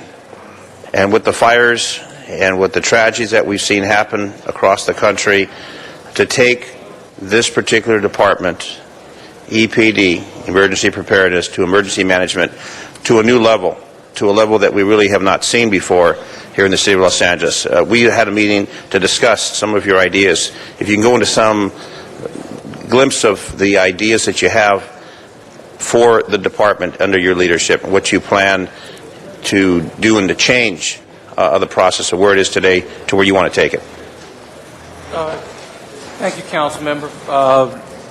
You said it right off the bat when you talked about the difference between emergency preparedness and emergency management. Looking at emergency management as being much more umbrella-like, so that we, EPD, we coordinate, synchronize, and focus the city's emergency efforts. I believe in my appointment to the Emergency Preparedness Commission for the county actually helps bridge that gap. To be able to affect emergency management regionally is real important with this appointment. I know that listening to some of the news reports, there's some criticism coming out of Orange County by an assemblyman that the aircraft wasn't promptly responded to, and some criticism. The governor, on the other hand, is trying to say we did everything we could. I think with your expertise, coming from 20-plus years with the LA City Fire Department and the rank of a captain with that department, to understand what needs to be done in the event of a crisis, an earthquake, when the rains come. We haven't hit any fires, thank goodness, during this particular season, but what you can bring to the table in the EOC, what you can bring to the protection of the people and the property of Los Angeles, instead of being in the back room, to be in the front room and to lead with the different departments. That expertise that you have, which I don't think we've had before in that department, from a person who's come up from the ranks of the fire department, to have that insight, to have that knowledge, and to know the assistance that's available, the technology, the tools, the resources. Can you comment on briefly how, in the event we have fires, what resources under your direction at the EOC we can bring forward to help protect life and property so we don't have hundreds of homes demolished as you've seen in the past? Yes, sir. One of the things that we did the last few days is that we actually listened in on the conference calls from the South Ops MAX, which is multi-agency coordinating system. So we were able to understand how the state, especially the southern half, prioritized the fires. Fires that we saw in the periphery of the city, fires a little further out. We knew right away, real time, what was most important to the state in terms of the allocation of resources beyond our normal mutual aid assets.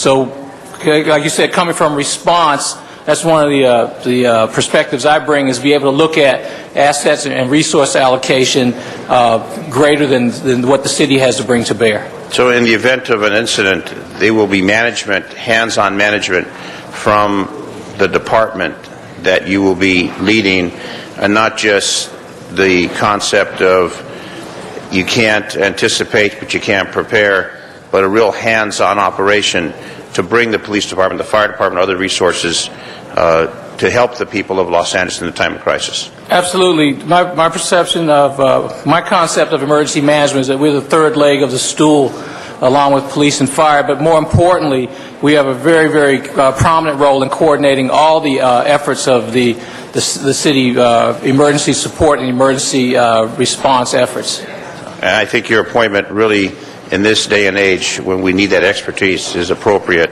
So I acknowledge the mayor for bringing you forward. And you've got experience. You had, I think, 6 months in that department. Yes, sir. So you can, as they say, hit the ground running, since you already know what needs to be done. I'm already running, sir. You're already running. Okay. Thank you. Thank you, Mr. Zion. Mr. Labange is our next speaker. Captain, I remember the last time you were here testifying at that table. Remember that? Yes, sir, I do. And I asked you about, what was that? I thought it was a Chicago fireman. What was that? Some kind of hours or whatever it was. But anyway, that's another story. Now the mayor's tapped you because your skills and talent. Tell me about yourself so we all should know about what to expect, your dedication to service, your commitment to Los Angeles. Please. And just a quick point of information for all the members. This is not the general manager appointment. It is the commission appointment today before us. Go ahead, please. Okay, when's the general manager appointment? It has not yet been scheduled. It's not even been scheduled. Well, are you going to be the guy? Huh? It went through. The salary has gone through ERC. All right, we'll get it through there. Okay. Ladies and gentlemen, let me retract everything. Strike that from the turn. Mr. President, this is a young man who has skills and talent that I've seen in and around the fire department for many years. He was tapped by the mayor to be on this commission, which is a very important commission because we all know things are going to happen. And it's absolutely, it's an odd feeling that I have right now with all the tragedy around us. And Los Angeles usually and often is in the center of tragedy from whatever kind of situation, that our poor neighbors from the north, the northwest, the east, the mountains, and San Diego way all have these problems there. But this commission is real important for preparedness, and I know we spoke to you about a number of things, and I just hope you could articulate that and listen to it, and also to truly try to, with a multiple discipline, communicate to the various languages of Los Angeles.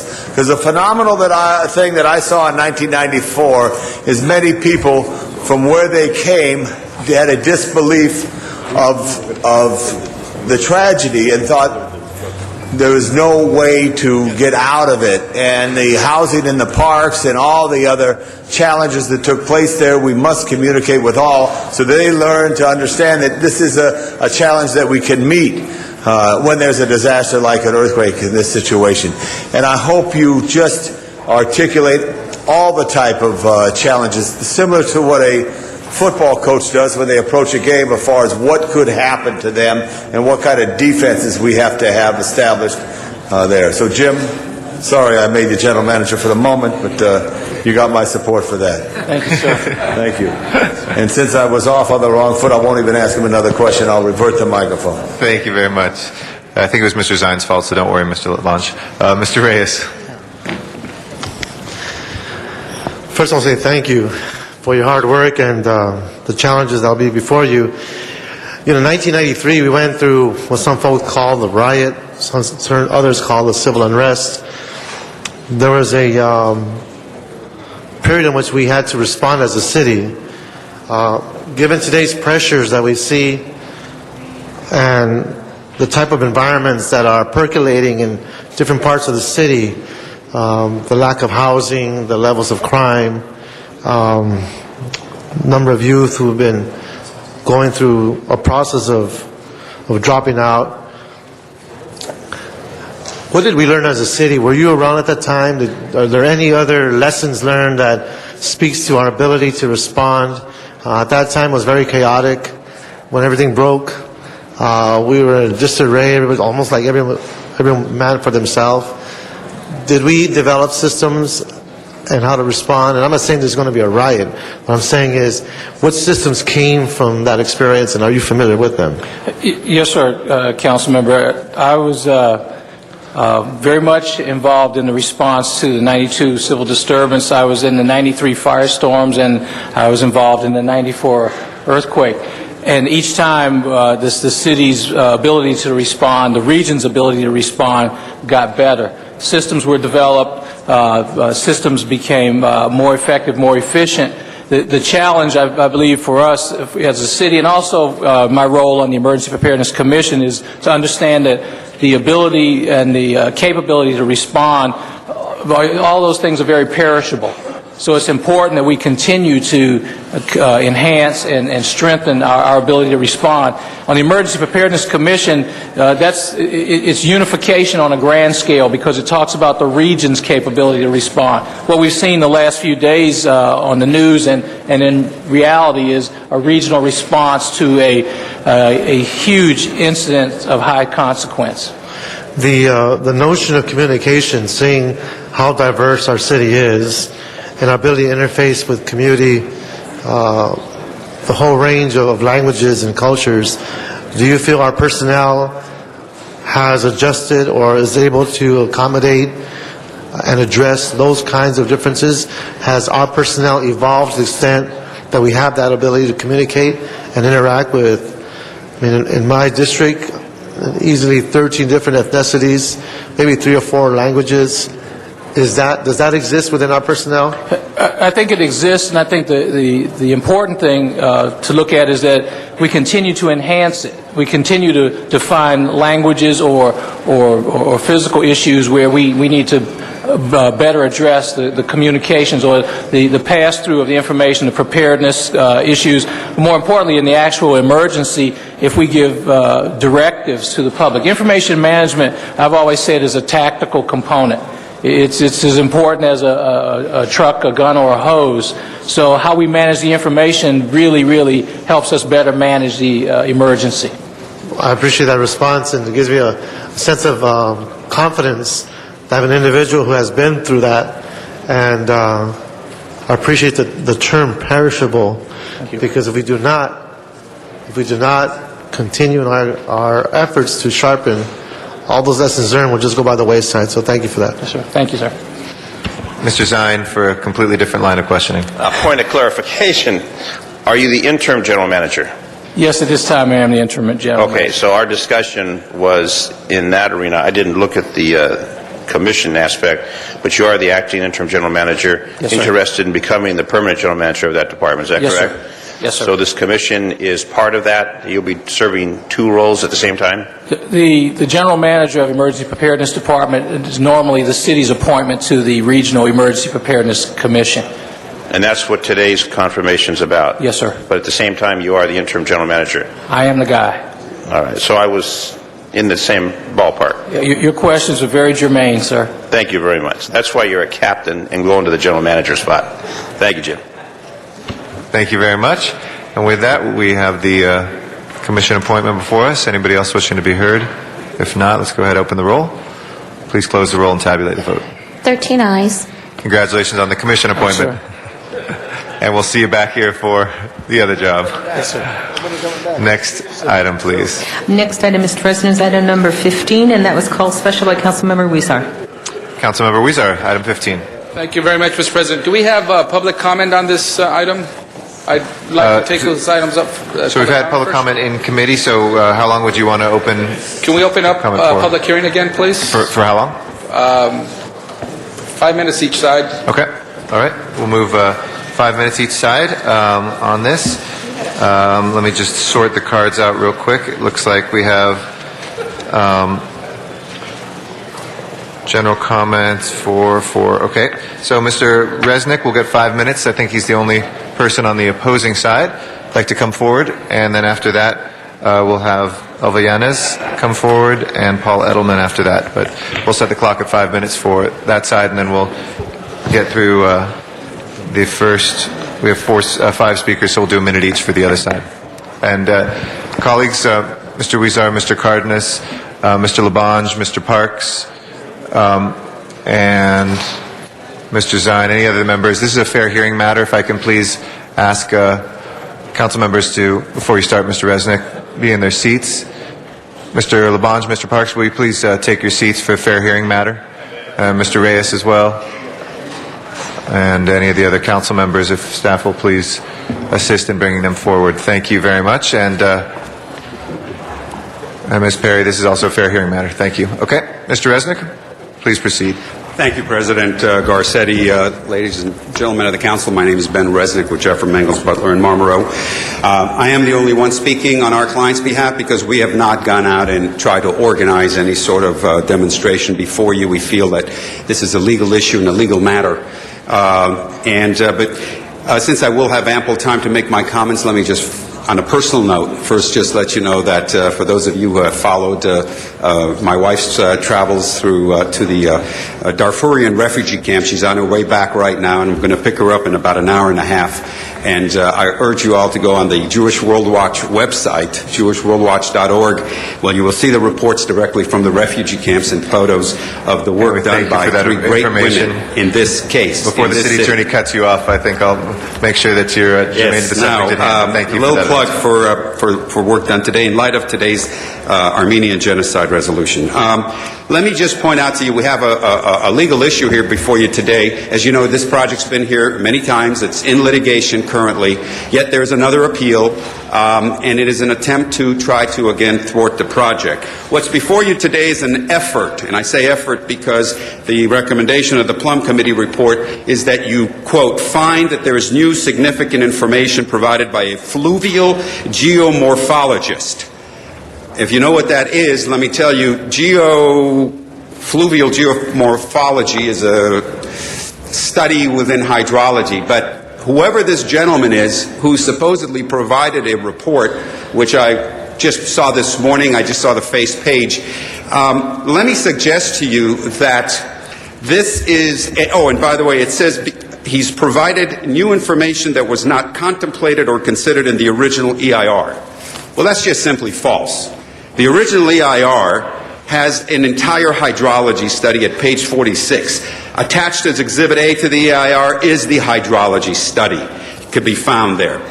Additionally, this City Council, when you approved this project, you adopted the following finding. Quote, you indicated the opponents, expressed concerns about grading of the hillside, preservation of open space, the protection of wildlife, increased traffic on narrow streets, and underground water and flooding, end quote.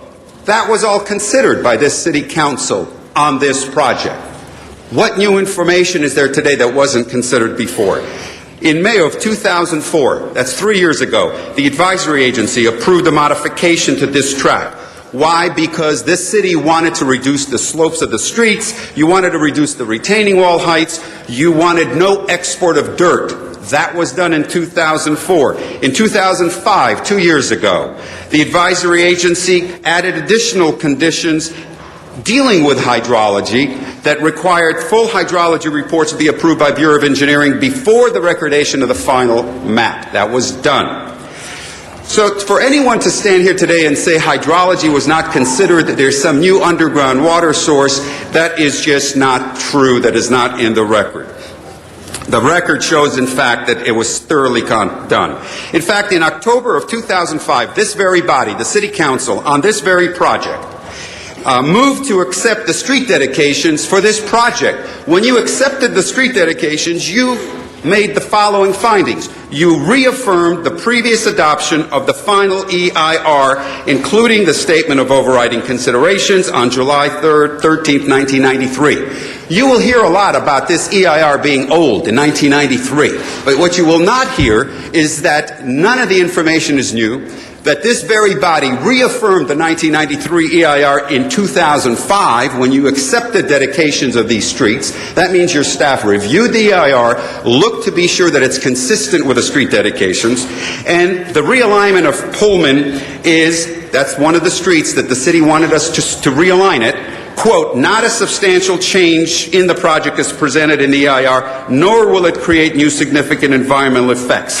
Well, you're being asked to throw out years of entitlement work, EIRs, modifications, hearings that were held, all on a flimsy whim that someone stood up in the Plum Committee and said, I think there's an underground water channel that hasn't been analyzed. Ask your engineers. Ask Bureau of Engineering. This is a professional matter. Is there new information? That's question one. And if there is, was the information considered before? And question three is, does this new information show substantial new impacts that were not analyzed before? That's the test. And I urge you to consider this in closed session in light of the litigation. Thank you. Thank you. We'll now go to the other side on the 4 proposal. We'll set this clock at 1 minute apiece because I see 5 speaker cards here that would like to be recognized to speak and some others who would like to be recognized as having been here. Elva Yanez is our first, and then Paul Edelman will be our second. Thank you. Honorable Council members, my name is Elva Yanez. I'm the director of the Audubon Center at Debs Park and a resident of El Sereno. Today you'll hear from experts who have generously come to the assistance of the El Sereno and Los Angeles. They will validate long-standing concerns about an underground spring never identified or addressed in the original EIR and discuss environmental consequences and the public safety risks associated with building a road over this water. They will confirm the expansion of the project footprint by 55% and analyze the associated CEQA implications. Unfortunately, our hydrologist can't be here today as a result of a family emergency, but you have the report in front of you. In closing, I urge you to approve the appeal, deny the B permit, and reaffirm the requirement for a SEIR for Track 35022 to ensure the public safety and equal environmental protections under the law for El Sereno. Thank you. Thank you. Paul Edelman is next. After that will be Honorable members, Karstens. I'm Paul Edelman. I'm a Deputy Director of Natural Resources and Planning for the Santa Monica Mountains Conservancy. We're miffed that the developer had this project in the bag with a certified EIR for 24 units. Instead, the developer proactively expanded the project to encompass 9 more acres of grading, which is 50% more. The key is that these changes were developer instigated and driven and not staff driven. And why did the developer do this? The reason is that the original project was flawed. The changes provided access to a wealthier neighborhood on the other side of the hill, and the extra grading and parcels provided for future additional units not in the 24, and that was confirmed by the applicant before this body. If these developer actions do not constitute a clear-cut case of one sinking their own ship, what project circumstances would? We urge you to vote yes on Member Huizar's motion, which was supported by Plum, and draw a clear-cut line that a project growing 50% after the post-final EIR certification should not be permitted. Our communities and hillside landscapes deserve better. I think a key thing is this motion does not kill this project. It just sends it back, the bloated project back for proper environmental review. Thank you. Thank you. Doug Karstens, and then Tim Grabiel will be next after that. Good morning, Mr. President, honorable council members. My name is Douglas Karstens. I'm an attorney with Chatton Brown and Karstens, and we're here for this appeal. This body makes history every day. That's very evident this morning, and I think it's a proud history. And the history should be made on this case in a way that will make the city proud. Plum spent a great deal of time on this. We'd like to commend the council member in whose district it is. I think it was very carefully considered.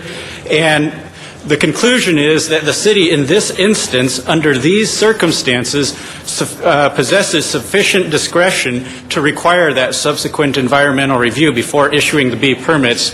The Friends of Westwood versus the City of Los Angeles case supports that. The protection of public health and safety is a very powerful reason to exercise that discretion. Yes, there is a potential previously unknown public safety hazard here from the subterranean water system, demonstrated on April 14, 2006, when workers under contract to the developer. Oh, my time is up. Bulldozer sank in a sinkhole. That demonstrates what is needed here. I thank you very much for your consideration. Thank you. We appreciate it. And Tim Grabiel? Hi, my name is Tim Rabiel with the Natural Resources Defense Council. I'm here as an appellant, and I think this council should grant the appeal. The June motion that this council approved requires supplemental environmental review prior to any issuance of discretionary permits. And then we had the Department of Public Works go and issue a permit. And one of the threshold questions was this permit discretionary or ministerial?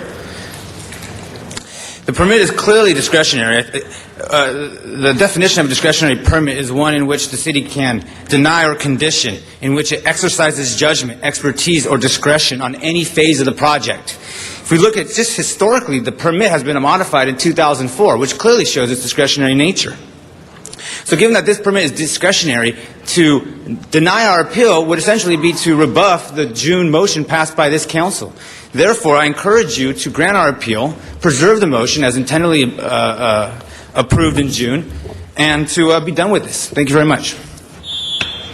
Thank you. I don't have a speaker number 3 in these cards. There was Gary George here, Don Justin Jones, L.K. Fry, Anita Story, and Casey Regan. If there's one person who'd like to come forward to speak, you can take the last minute. Good morning, Council. My name is Don Justin Jones. I've been asked by my neighbors on the Neighborhood Council for El Sedano to come here and to tell you that we are in support of the councilman's actions in this activity, and it's totally consistent with our feelings. We ask for your support. Thank you. Thank you.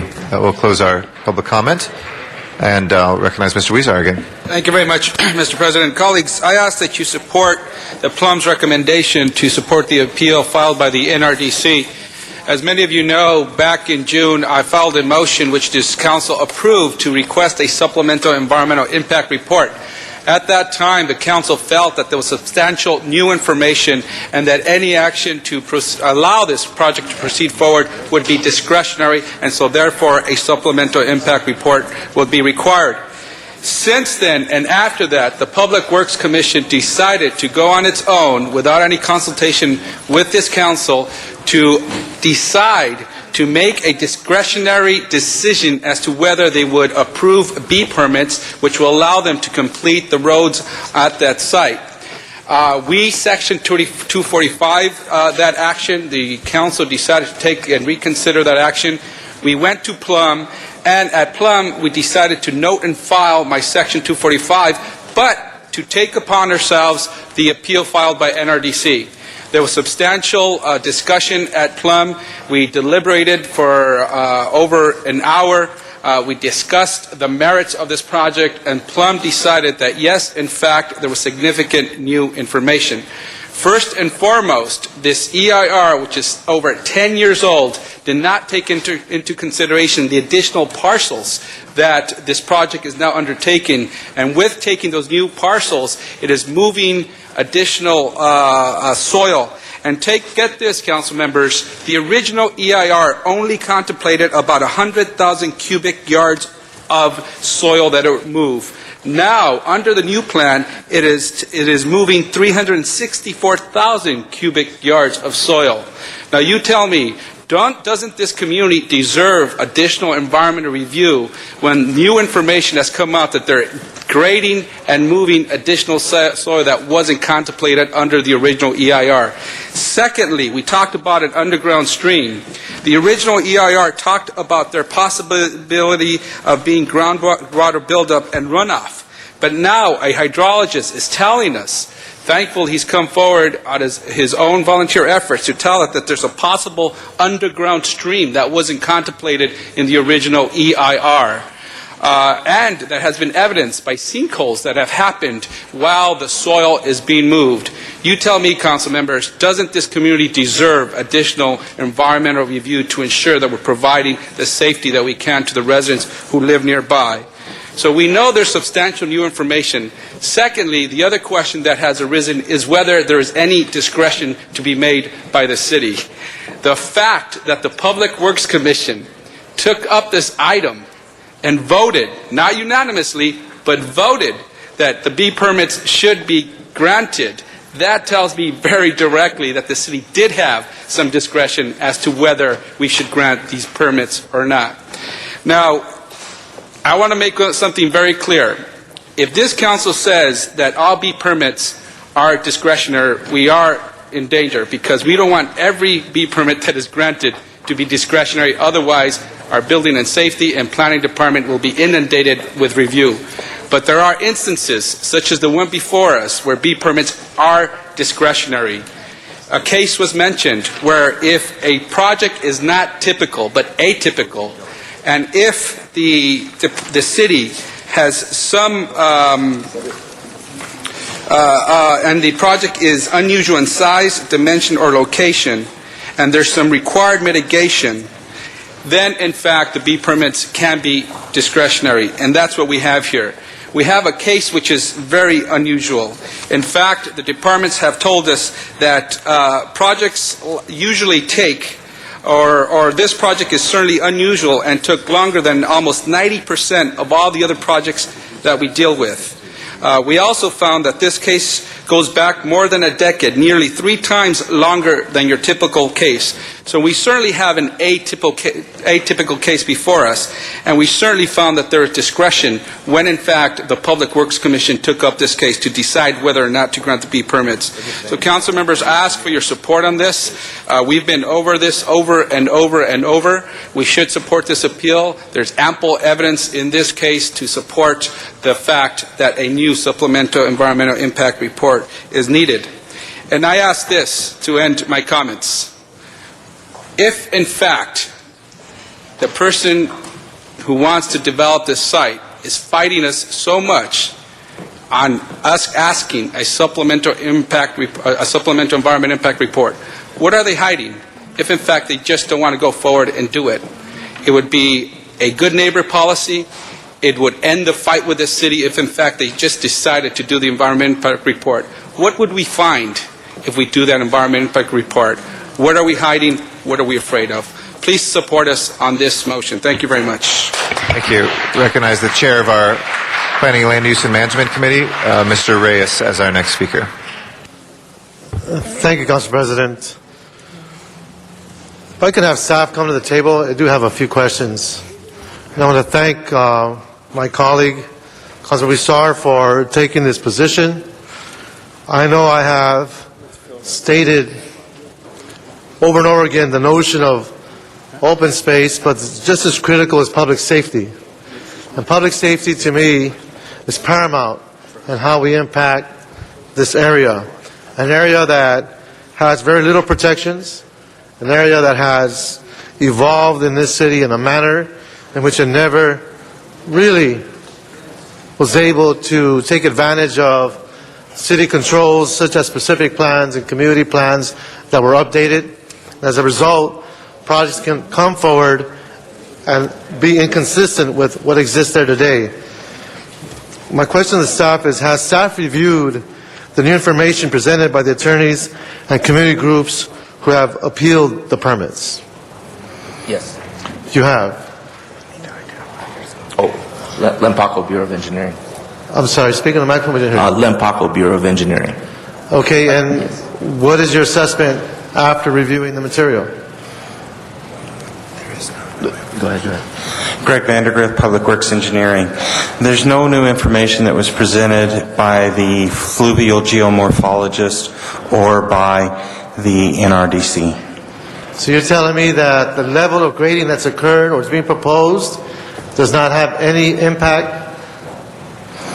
There are no new significant impacts with the grading that is proposed.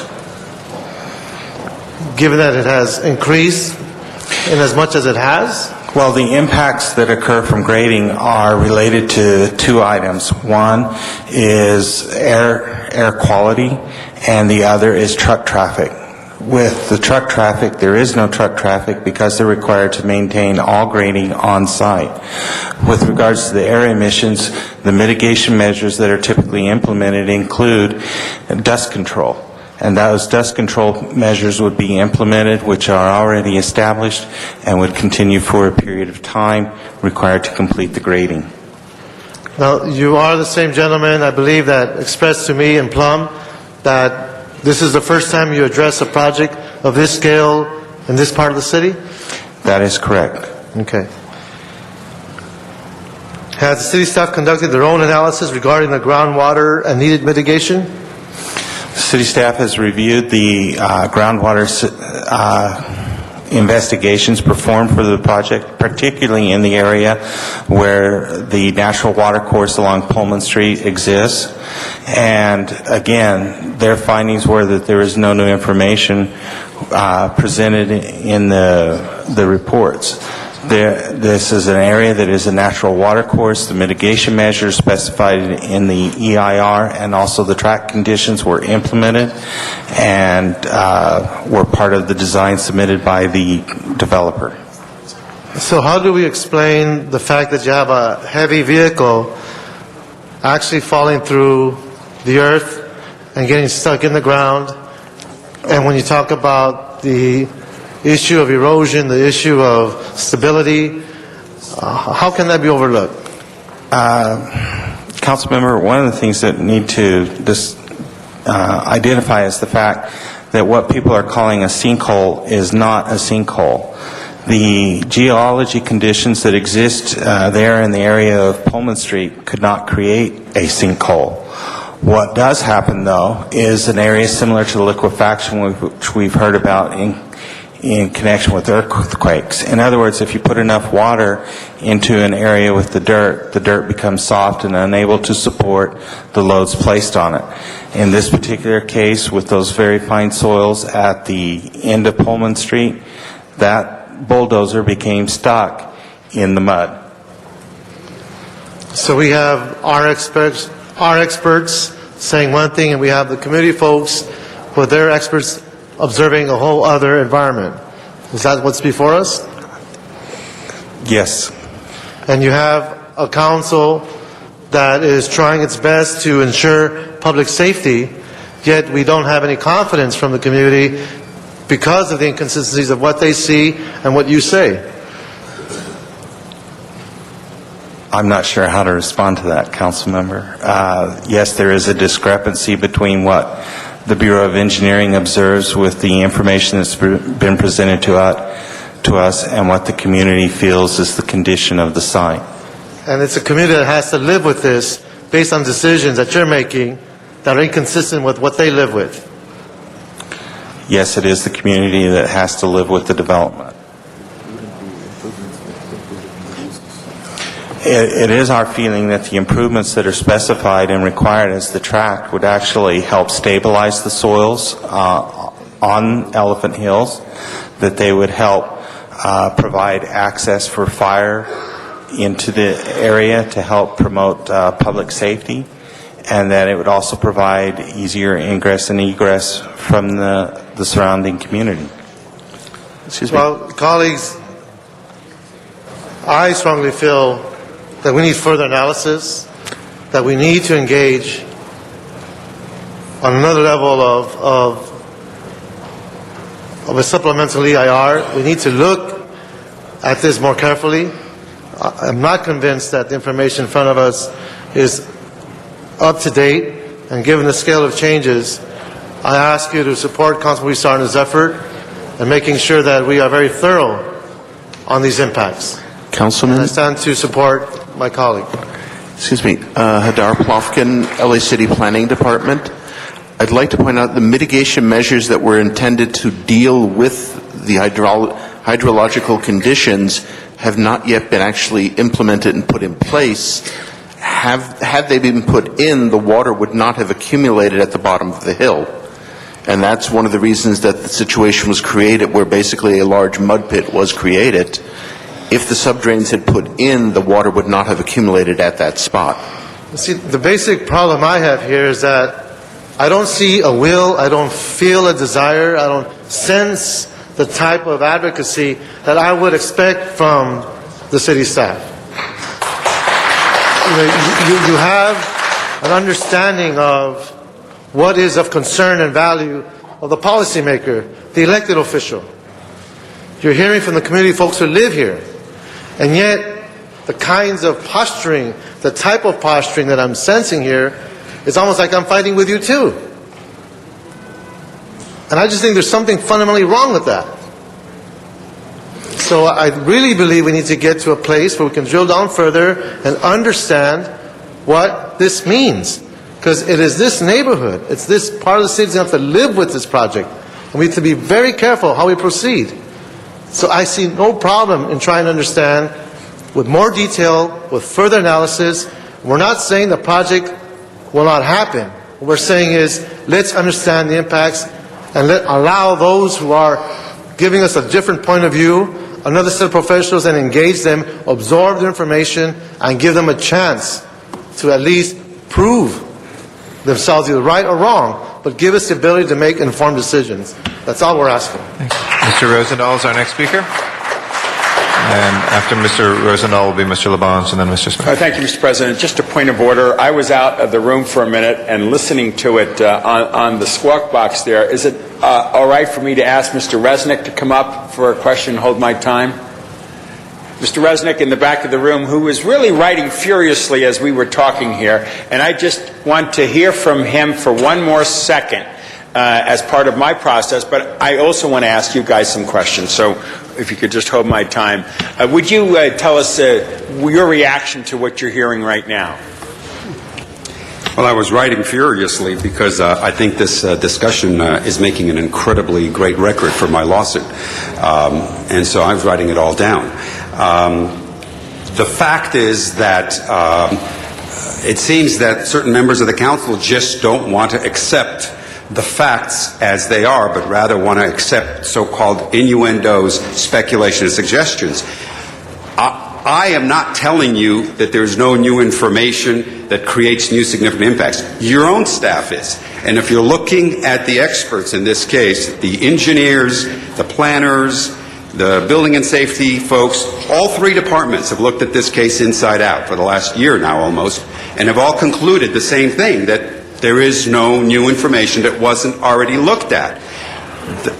As far as the explanation as to why a bulldozer got stuck, you heard that today. As far as what we're trying to do, the permit we're trying to get, Councilman Rosendahl, the permit is to build the street, the storm drain, the sub-drains, the curbs and gutters that the city insisted on, that the city, for which the city took our property in a dedication.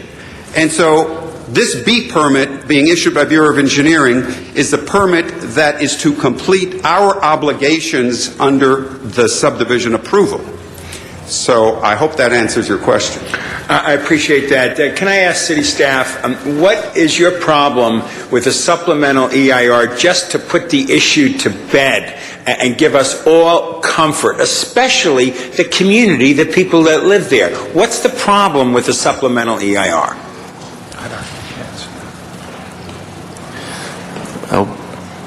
Part of the problem is under CEQA you normally do a supplemental EIR when you have before you a new discretionary action.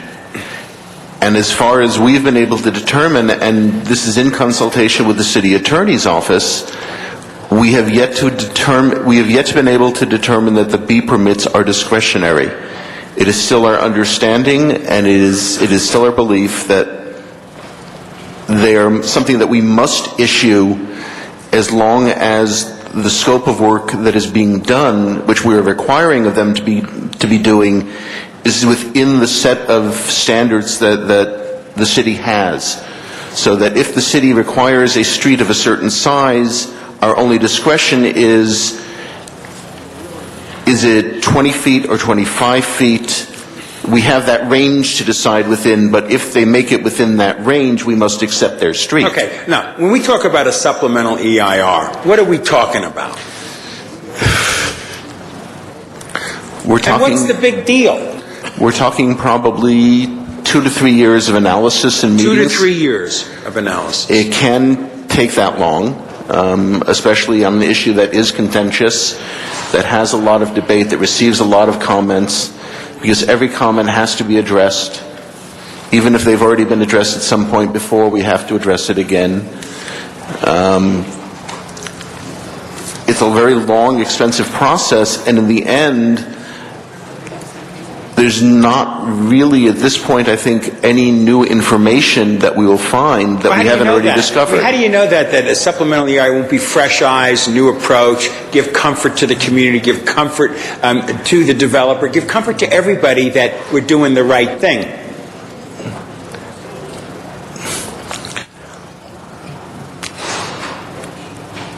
Because the geology doesn't change. It's the same geology. The information is there. It's just that people are choosing to see it the way they would like it seen. And I don't think that you're going to find new information. Basically, the geology is the geology. Colleagues there, what's your thoughts? Council members, there's two thoughts. Number one question would be, what are the issues that the EIR or supplemental EIR would address? And we've been focusing all of our questions on hydrology and grading. At the time that an EIR is prepared for any project, extensive analysis is not performed. As we've been doing our reviews, as we have been looking at the reports necessary to determine the size of retaining walls and slopes for the streets, looking at the amount of flow required for a subdrain, we've been gathering more information. That information would be essentially the same information used to respond to questions in the supplemental EIR. From that perspective, it's hard for me to see how those two issues would change or more information would come available to us than what's already been presented. Now, is there always a possibility that we find something new? Obviously there is. Every time we dig in the street, we find new things in the street. But it does not substantially change the character of the project or the impacts of the project. And I think that's what the question, at least as I've understood it, the question is, what impacts will result from this project that are new and different? And as far as those impacts that are identified in the existing EIR, it's hard for me to see any new impacts. And you? Yeah, much of the increase in the grading. The original EIR indicated that there were 100,000 cubic yards on site for on-site grading. But as a result of a number of conditions that were placed in the planning conditions, such as the maximum slope of 15%, that on-site retaining walls, on-site meaning not in the public right-of-way but in the private property, that on-site retaining walls be a maximum of 6 feet, and that, what was some other ones? But those conditions in the planning condition were not imposed by the Bureau of Engineering during the B permit process. It was in the planning condition, and as a result of that, the initial submittal came in for on-site grading at about 250,000 cubic yards already, just to meet those conditions that were imposed by planning. I want to thank all that. And if I could ask Mr. Huizar a question. Mr. Huizar, you're new like I am, and when things were thrown at me, the community is who I listen to, and I know you listen to the community, and I'd like you to respond to what you've just heard, and I'd like to, understand. Thank you very much, and I'm glad you did that, Mr. Rosendahl. And I think what our staff here is doing is concluding for us rather than us analyzing. They're saying that they believe there's new impacts. We're asking, is there new information? Not whether there's impacts from that information. So, for example, when they studied the hydrology of that site originally, the original EIR has certain mitigations for that possible runoff, for that possible groundwater.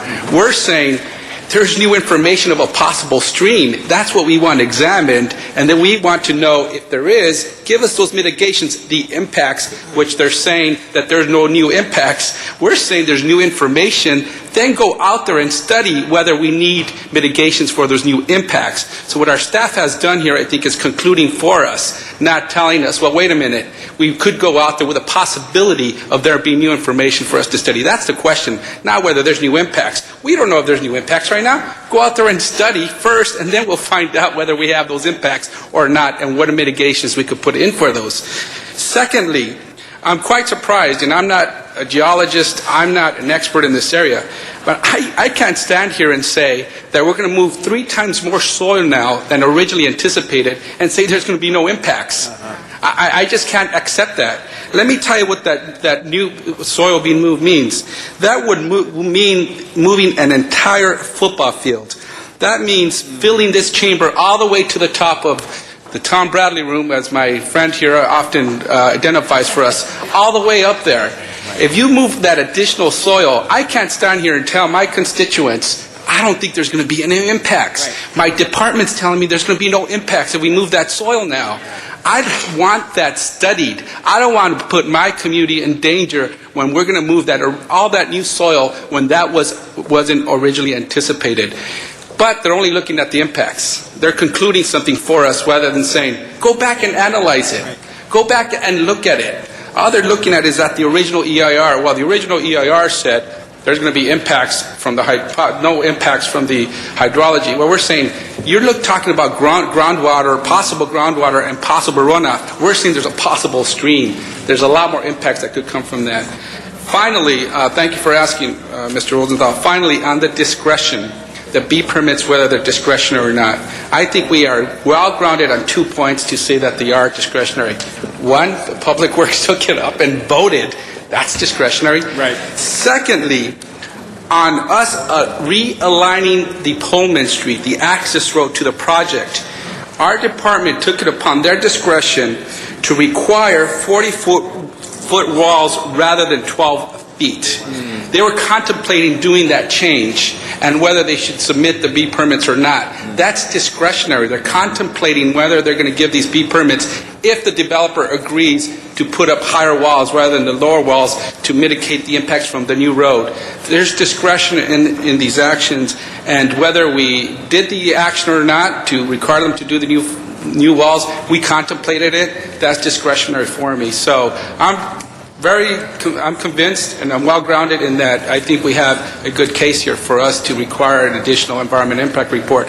I do want to remind us, however, that what we're discussing today is whether these B permits are discretionary or not. That is what is under appeal primarily. And so I think that we've already voted that this council is convinced it needs a supplemental environment impact report. Today, are we convinced that the actions to give the B permits are discretionary or not? Thank you. Thank you. Yeah, council members, the Bureau of Engineering will support what council wants. Well, I just want to say I really appreciate, Mr. President, the opportunity you allowed me to bring in all the questions and all the issues and allow everybody to speak. I now know what I'm voting on, and I'm going to support Mr. Huizar in his motion. Thank you very much.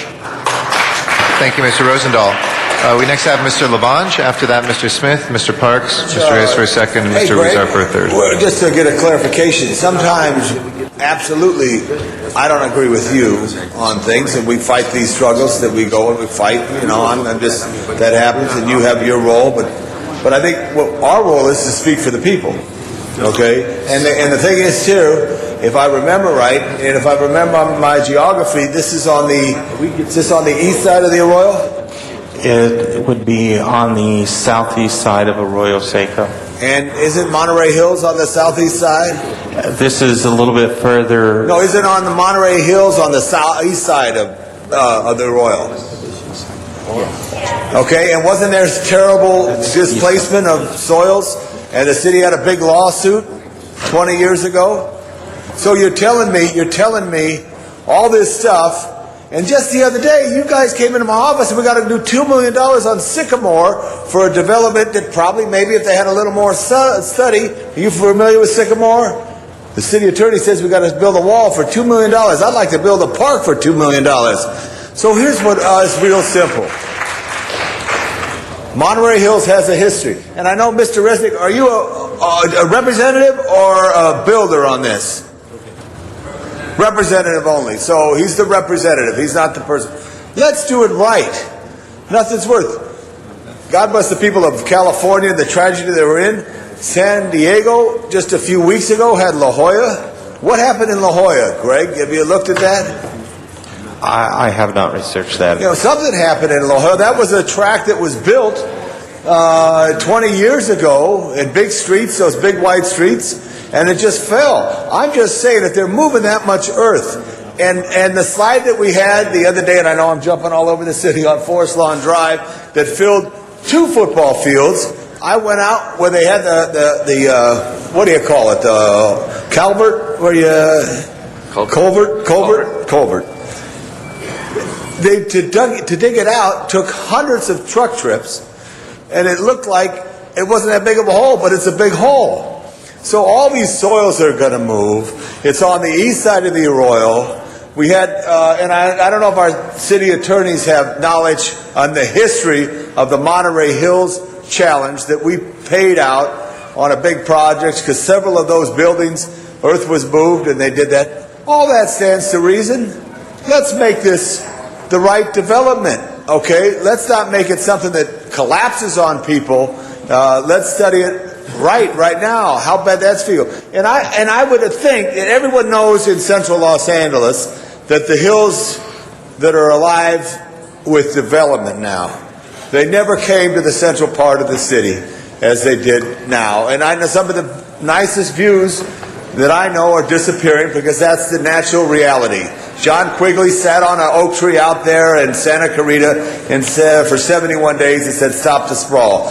The sprawl hasn't necessarily stopped, but it's curtailed, and now people look it in. But I think what Mr. Reyes says wants it to be done right. Mr. Huizar said wants to be done right. And if you didn't look at Monterey Hills, which was pretty significant, I know Clark Robbins remembers Monterey Hills. He's got a smile on his face. Look at it again and see what it has an impact here, because it's on the east side of the Arroyo. Because the amazing thing about geology, and I'm not an expert, but I know a little about the alluvial fans and the movements of soils, that is a long history with the water course that goes through there that may have an impact. Let's do it right. Let's study it right. And after they study it right, the right thing will happen for the safety of both the community that lives there and who will eventually live there if houses are built there on that. Thank you very much. I stand to support Mr. Huizar. Mr. Smith. Thank you, Mr. President. It's amazing that our staff sits here and says there's been no change in these decades in the geology when it changes every day. It may be minuscule, you don't see it, but the geology is changing in this world every single day. It's not a situation that's not changing. So to hear you say that, it's kind of just concerning. But that is the nature of bureaucracy. Bureaucracy is to preserve the status quo and let's keep doing what we're doing. That is their nature. It is our job to look at what we are doing and what the impacts are, and let's say, what are we really doing here? We respect what you say to us, but at the same time, we have to look at it from a point of view, what are we doing to the community? That is not your concern, that is our concern. And that's what Mr. Huizar has brought for us today. I had a similar situation some 2.5, 3 years ago, and I introduced a motion, and I hope what will come out of this is that we'll revise that motion and move it forward, Mr. Reyes. I think it's in your committee. It says if a EIR and a project is more than 7 years old, the nature of the beast is things have changed, and we need to take a new look at it. And for a project that is stale, as I quoted it in my motion, that's more than 7 years old, that has not been built, we need to then require updates of the EIRs if necessary, traffic plans if necessary, and other things that change in the world. I can guarantee you that the project I had on Topanga Canyon was totally different than it was when it was proposed 17 years ago in that case, that the traffic patterns had changed, that the world had changed, that the community had changed because we had allowed other development to take place, freeway impacts were different. All these mitigations from other projects didn't play into the original approval 17 years on that project. We need a standard policy on all of these cases so we don't keep running into this situation when you say this is an old case, we approved things a long time ago that not one person on this council voted for originally, although we may have approved some things later on. Nobody here approved the original project.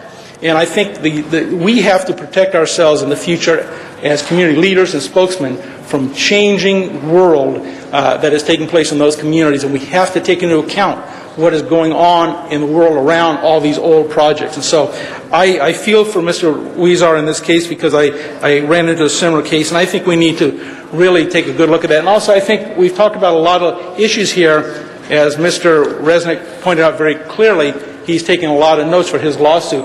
I think it would be wise for us to maybe go into executive session to talk about the legal issues and leave them off the table for now, because we don't need to build a lawsuit against ourselves. So let's be very cautious about those discussions and I suggest we go into an executive session on the legal issues. You can talk about the policy issues, but let's reserve those legal discussions for executive session. Okay. We have that motion before us to go into executive session. We have three other speakers on the queue. Mr. Parks for a first time, Mr. Reyes for a second, and Mr. Huizar for the third. Are those open session items that you'd like to have discussed, or would folks like to move into executive session? One or two questions on the policy issue, and I'd just like the city attorney to come up just for my clarity. Okay. Mr. Parks? For the city attorney?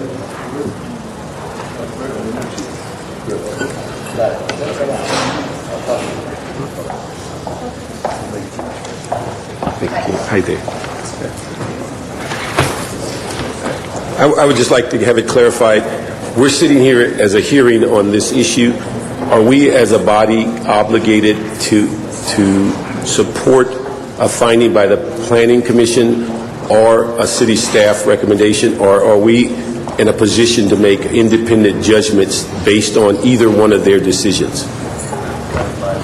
You're the finders of fact, and you can rely upon the recommendations of staff or choose not to, but whatever you do, you have to have evidence to support your conclusion. But is it independent? We're not, just because a report was done or a decision was made by the Planning Commission, we're not obligated to follow it based on our assessment of the facts that came before us. That's correct. Thank you. Mr. Reyes, is this for open session? Or? Yeah, just in general, and Councilman Perry reminded me of this. CEQAs do have a life. They do typically take 3 years, but this CEQA has already been written, or the application is laid out. Correct, Mr. Hadar? Slotkin? In the microphone, please. Microphone. The EIR was circulated, was certified by the decision maker, was reviewed and approved and certified by the City Council. Right. So the supplement does not have to take that long. A supplement can take a whole range. I mean, it doesn't have to be the 3 years that you stated. There's a range, correct? There is a range. So it can take as much as 6 months, can take as long as 3 years. A supplemental EIR goes through the same review periods as a conventional EIR, and consequently, it can take as short as 9 months, which is about the fastest we've ever done one. That's all I need to know, because I know we built Staples in 1 year, so. And that had its EIRs, it had its CEQA, and it got built in 1 year. I know the city can do things when it really wants to. So it doesn't have to be 3 years. That's all I'm saying. Thank you. Thank you. Mr. Huizar. Thank you, Mr. President. We've discussed this item extensively in Plum, both in public and in closed session. I'd ask that unless any of my colleagues have legal questions, I prefer that I have a motion to make, so I do want to extend the courtesy to my colleagues. If they have legal questions, be more than happy to go into closed session, but... There's nobody else on the speaker queue right now, so is there anybody who does? Any legal questions? If not, we can vote open. Okay, thank you. Colleagues, we've heard extensively. I think the evidence speaks for itself, and some great arguments have been made today that I hadn't thought about.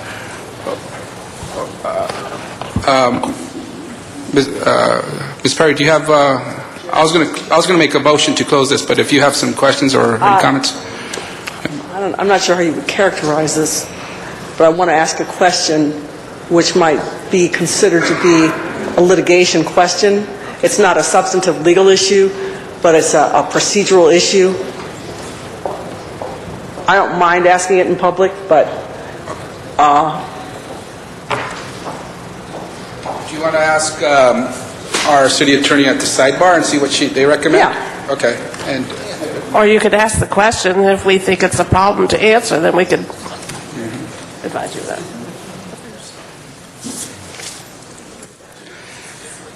thank you. Am I on, Mr. President? Yes. Okay. And we'll see if Ms. Perry's question has been answered, if she wants to ask that publicly or in closed session. I think we'd be fine either way, correct? Yes. We could take the vote here in open session,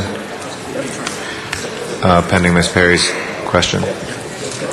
Okay.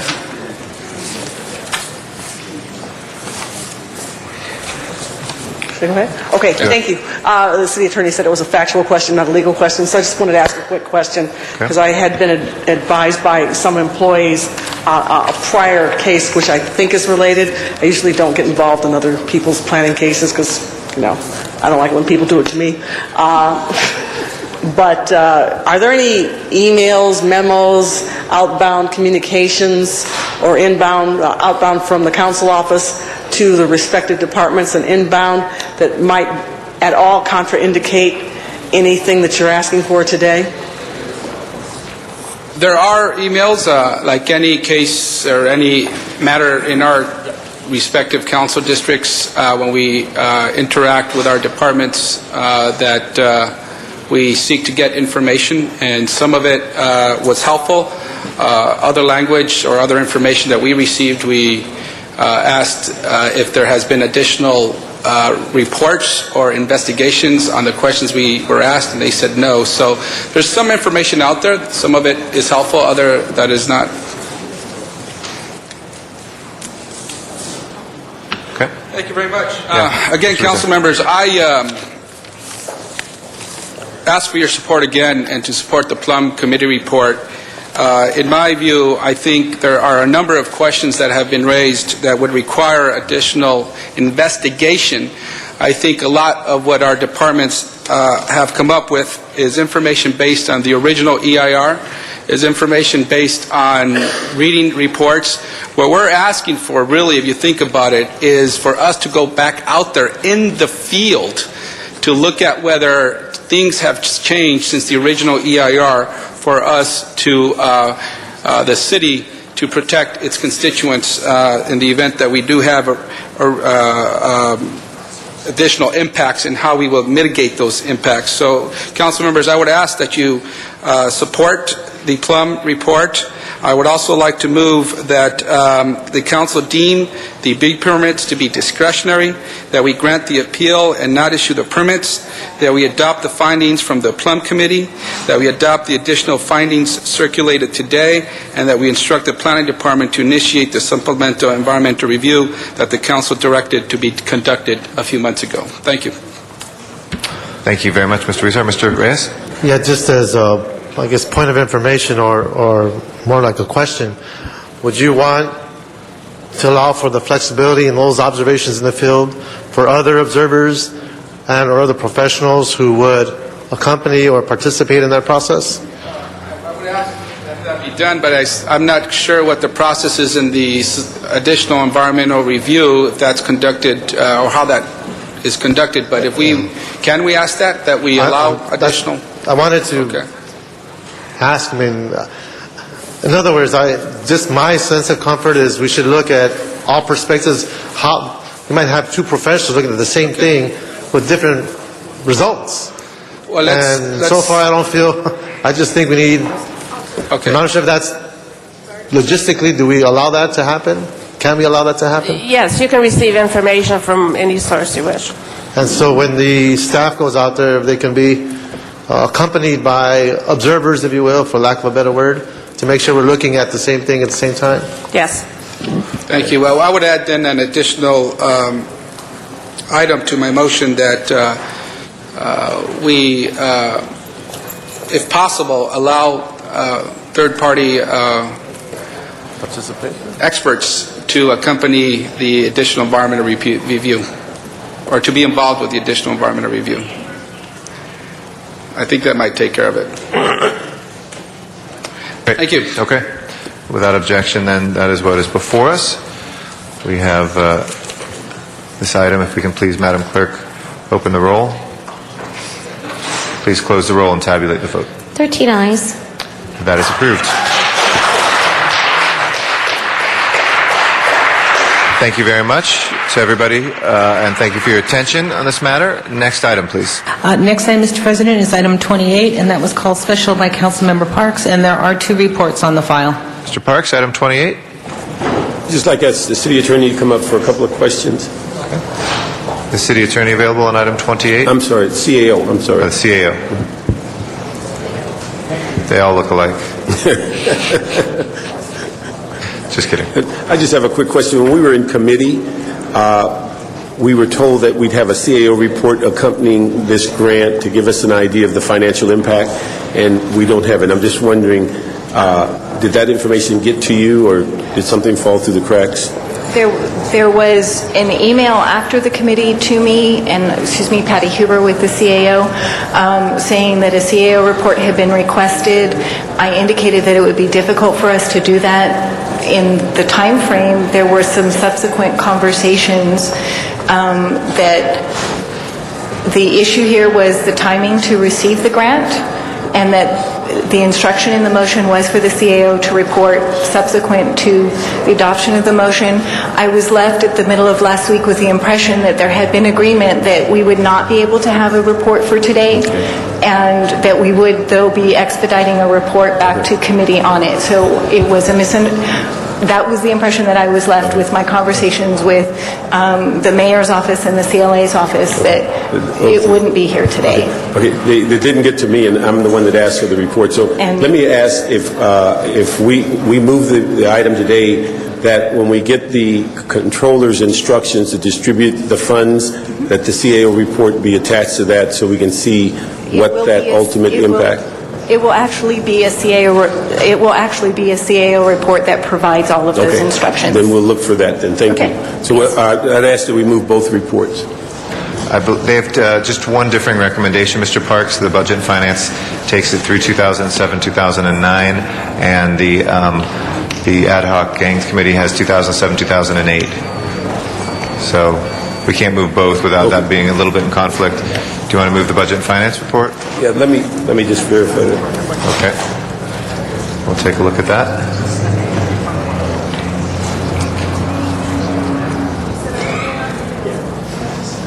You want to hold that on the table for a just second? hold it. Okay, we'll hold that on the table for a moment. Go to the next item. Next item is item 42. That was called special by Council Member Hahn, and there is also cards on the public on this item. One card. There's no name on this. Is anybody here for item 42? There's no name on this card. Mr. Sachs, is this yours? Oh, no problem. Okay, Arnold Sachs, and then we'll recognize Ms. Hahn on this item. Good afternoon. Thank you again, council members.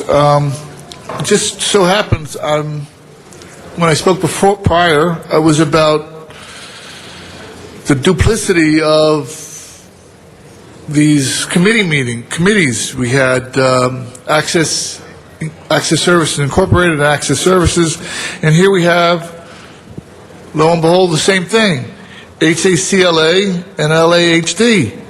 Please describe for the public what the difference between the two committees is. To me, there's a Hollywood version and a reality. Both receive public funding.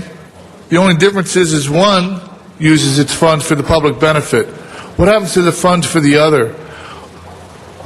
Why the duplicity in these committees? What is the purpose? I'd also like to point out, I'd like to quote from an article that was in the LA Times, if I can find it, regarding Proposition 63 funding, and it was quoted that the organizations that were going to lose the funding were upset, and it was somebody from the state senate was quoted as saying, that isn't necessarily so. All you need to do is make up a similar program and use the funding and request the funding through the similar program, and the public will never know the difference. And that's exactly what happens here. You have similar programs. The only thing that happens is the original program is not dissolved, so both are legitimately available for funding. Only one uses the money for the public's purposes.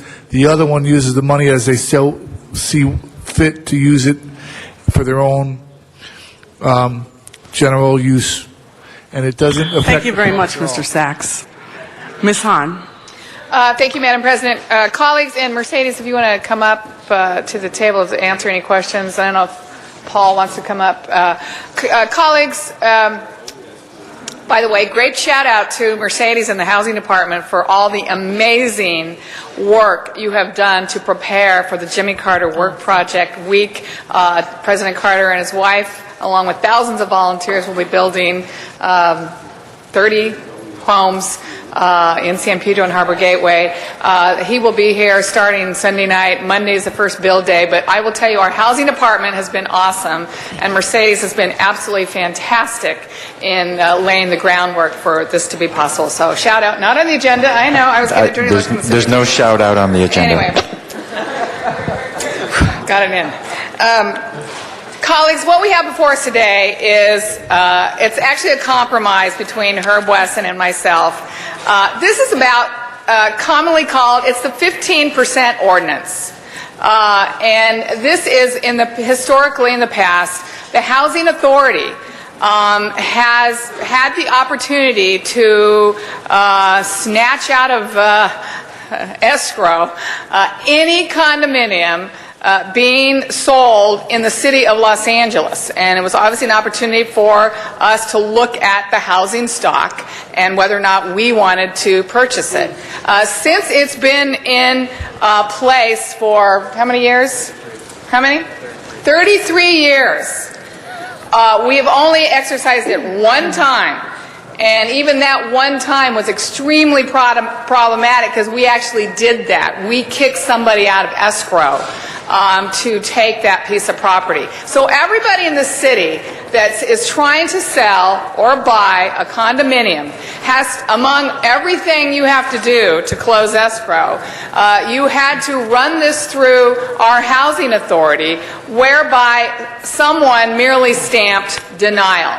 So it was just kind of it was a little delay in the process. And anybody that's bought or sold something knows that those final days in escrow are very tenuous. You want to get it closed. So this was one more step that people objected to. But they began to object to it even more when all of a sudden the Housing Authority decided to charge for this little stamping of no. And we charged $150 to say, no, we don't want this piece of property. And if somebody was in a hurry to close escrow and expedite it, we charged them $500. So I've been hearing loud and clear from my real estate industry, people who've gone through this, to say it seems a little unfair. Is this really something the City of Los Angeles still really wants to be involved in? I wanted to do away with it altogether. But Councilmember Wesson felt like the best thing we could do is probably to transfer this work to the Housing Department. By the way, when we instituted this ordinance, the Housing Department didn't exist. So the Housing Authority has been taking over this duty. And as we know, a recent article in the LA Times has talked about our Housing Authority. They have a few more things that they probably need to be taken care of within their own organization besides worrying about whether or not we're going to take a piece of property in the city of Los Angeles. So the compromise is that we transfer it to the Housing Department. I would still like to do away with the fee because, again, I feel like this is an extra burden on people who are buying and selling property. And again, if we had some track record where we actually were, exercising our right to retrieve this property, would be one thing. So, Mercedes, I guess what I want to tell you, how's the Housing Department feel about this? Ready to take this on? I hope you're not going to charge the fee. But why don't you respond to that? Good afternoon, Mercedes Marquez from the Housing Department.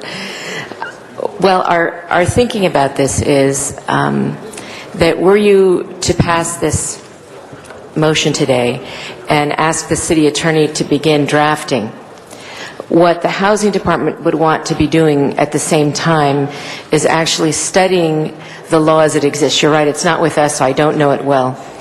If we could modify it in some meaningful way to alleviate the pressures of actually taking something out of escrow, but perhaps looking at it as an opportunity for moderate income home ownership, then we might feel it important. When this was passed 33 years ago, you're right, there was no Housing Department, there was no moderate income home buyer program, there was none of the things that would now fit a condo and make it work financially. One of the problems that the Housing Authority, of course, faces is that you're buying it at market rate. And why would you buy it at market rate for a subsidized rental apartment? Now, it's also true that this was passed 33 years ago, before there were tax credits, before there were all the different federal funding mechanisms that we now use. Right. So we would want to understand, given what tools we have available, is it possible to modify the law perhaps substantially for moderate income home buyers? If not, we would come back and recommend probably that it be repealed. Excellent.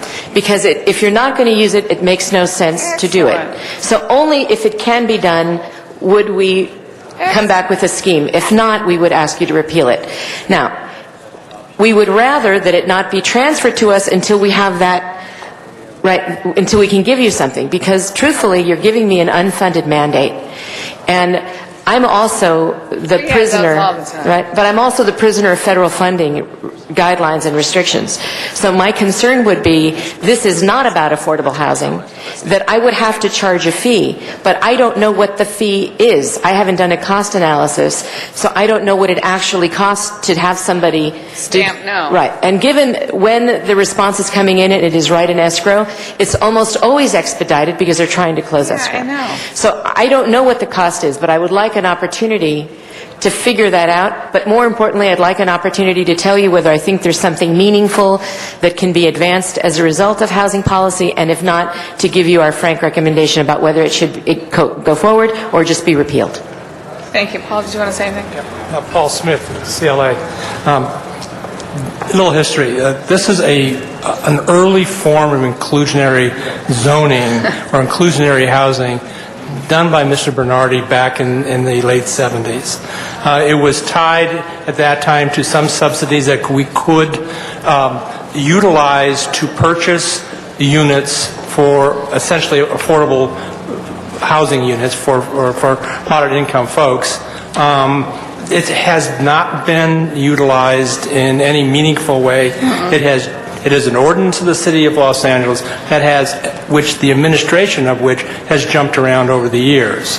But it is, and I agree with the head of the department, that this indeed is an opportunity to look at it, to give the housing department a chance to eyeball it, see what's inside, if we can utilize this in a more meaningful way. Right.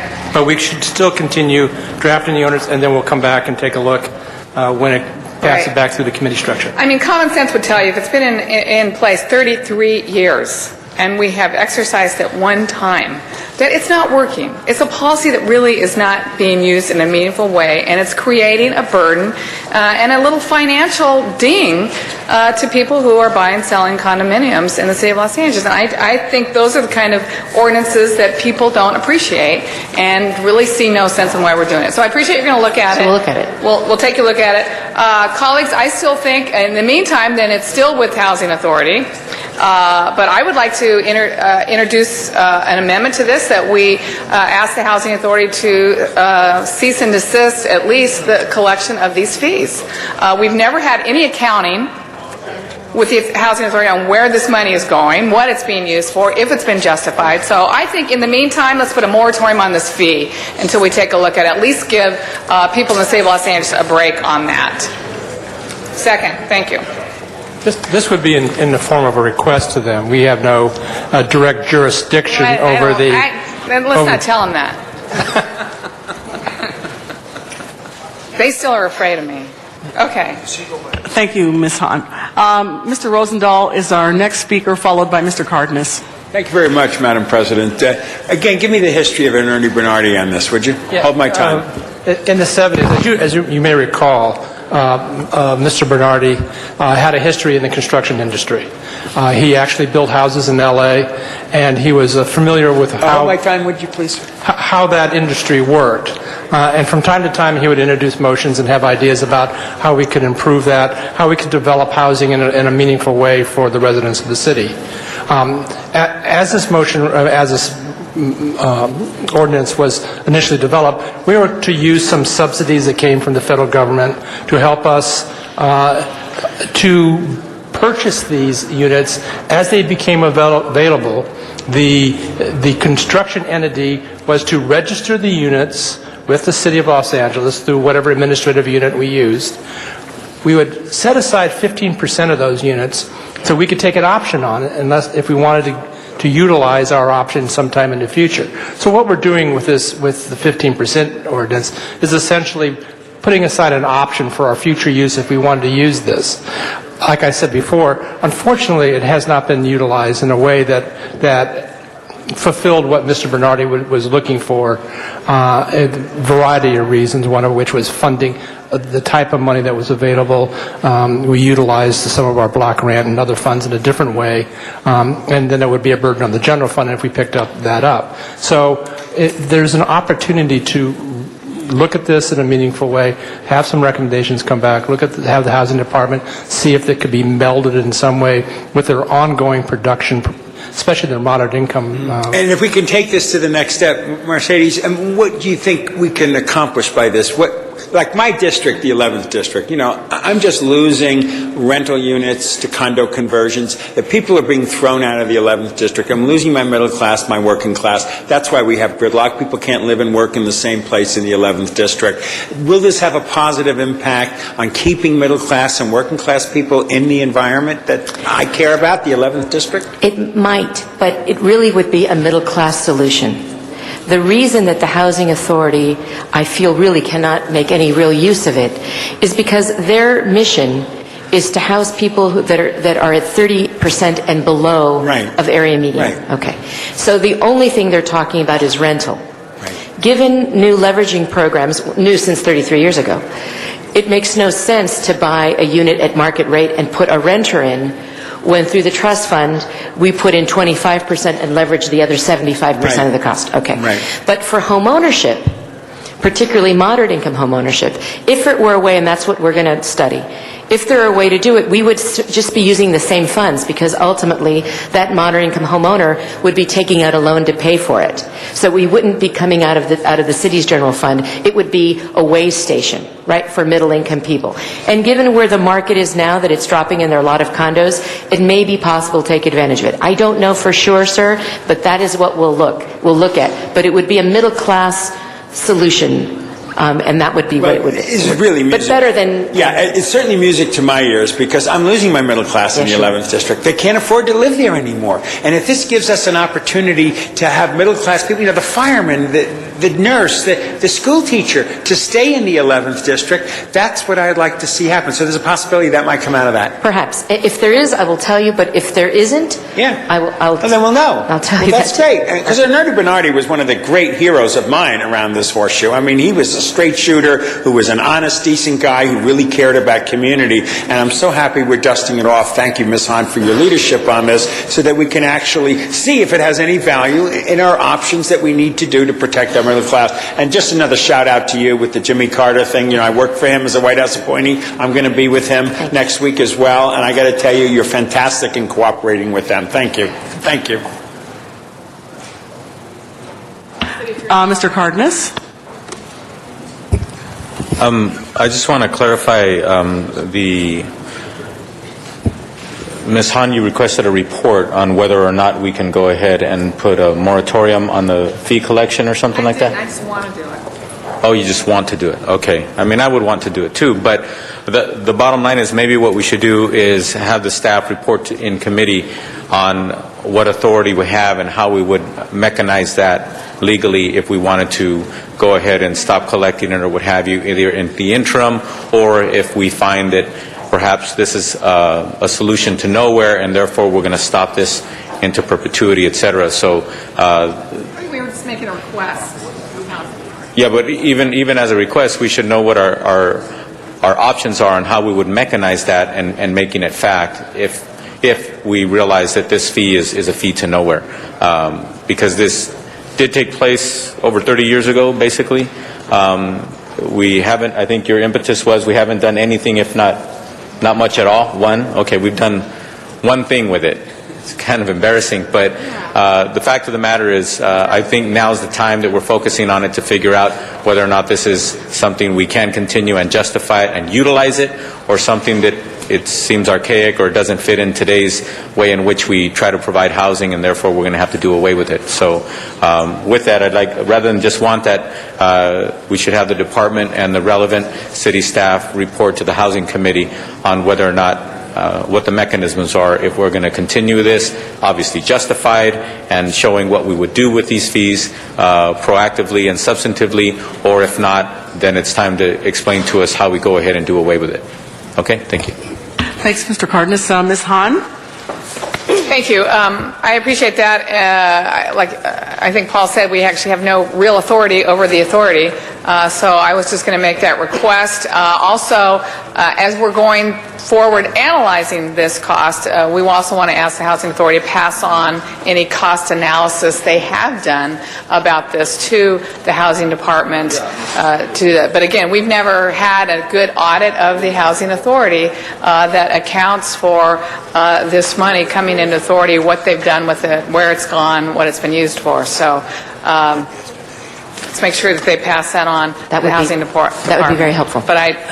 But I still want us to take a good look. Again, colleagues, we get a lot of complaints about fees and taxes on residents of the city of Los Angeles. This is just one more, in my opinion, of those unjustified fees that we're placing on people. Again, when they're trying to buy or sell a condominium, and when they're trying to close escrow, and I think it causes for more of that sort of anger towards City Hall on why we're doing this and what the purpose is. So, thank you. Thank you, Ms. Hahn. And with that, I believe Excuse me, Madam President, just a clarification on Ms. Hahn's motion. Are you taking that or rescinding that to, okay. Can you speak to the mic? Yes, I mean, the motion has been seconded that we are requesting that there be a moratorium on the collection of the fees. And then, Mr. City Attorney, if you can give us some sort of advice on whether that should be wrapped into what action we're taking today? It's just an amendment. This is a request to have the ordinance drafted and request of the HACLA for the moratorium on the fee. And so the Until we have a good cost analysis and we decide whether or not this is a justifiable fee. Yeah, this appears appropriate procedurally. All right. Okay, Madam Clerk, would you please open the roll, close the roll, tabulate the vote? 11 ayes. Thank you very much. Next order of business? Next item, Madam President, is item number 28, and that was being held on the desk, and there are 2 reports on the file. The public safety report.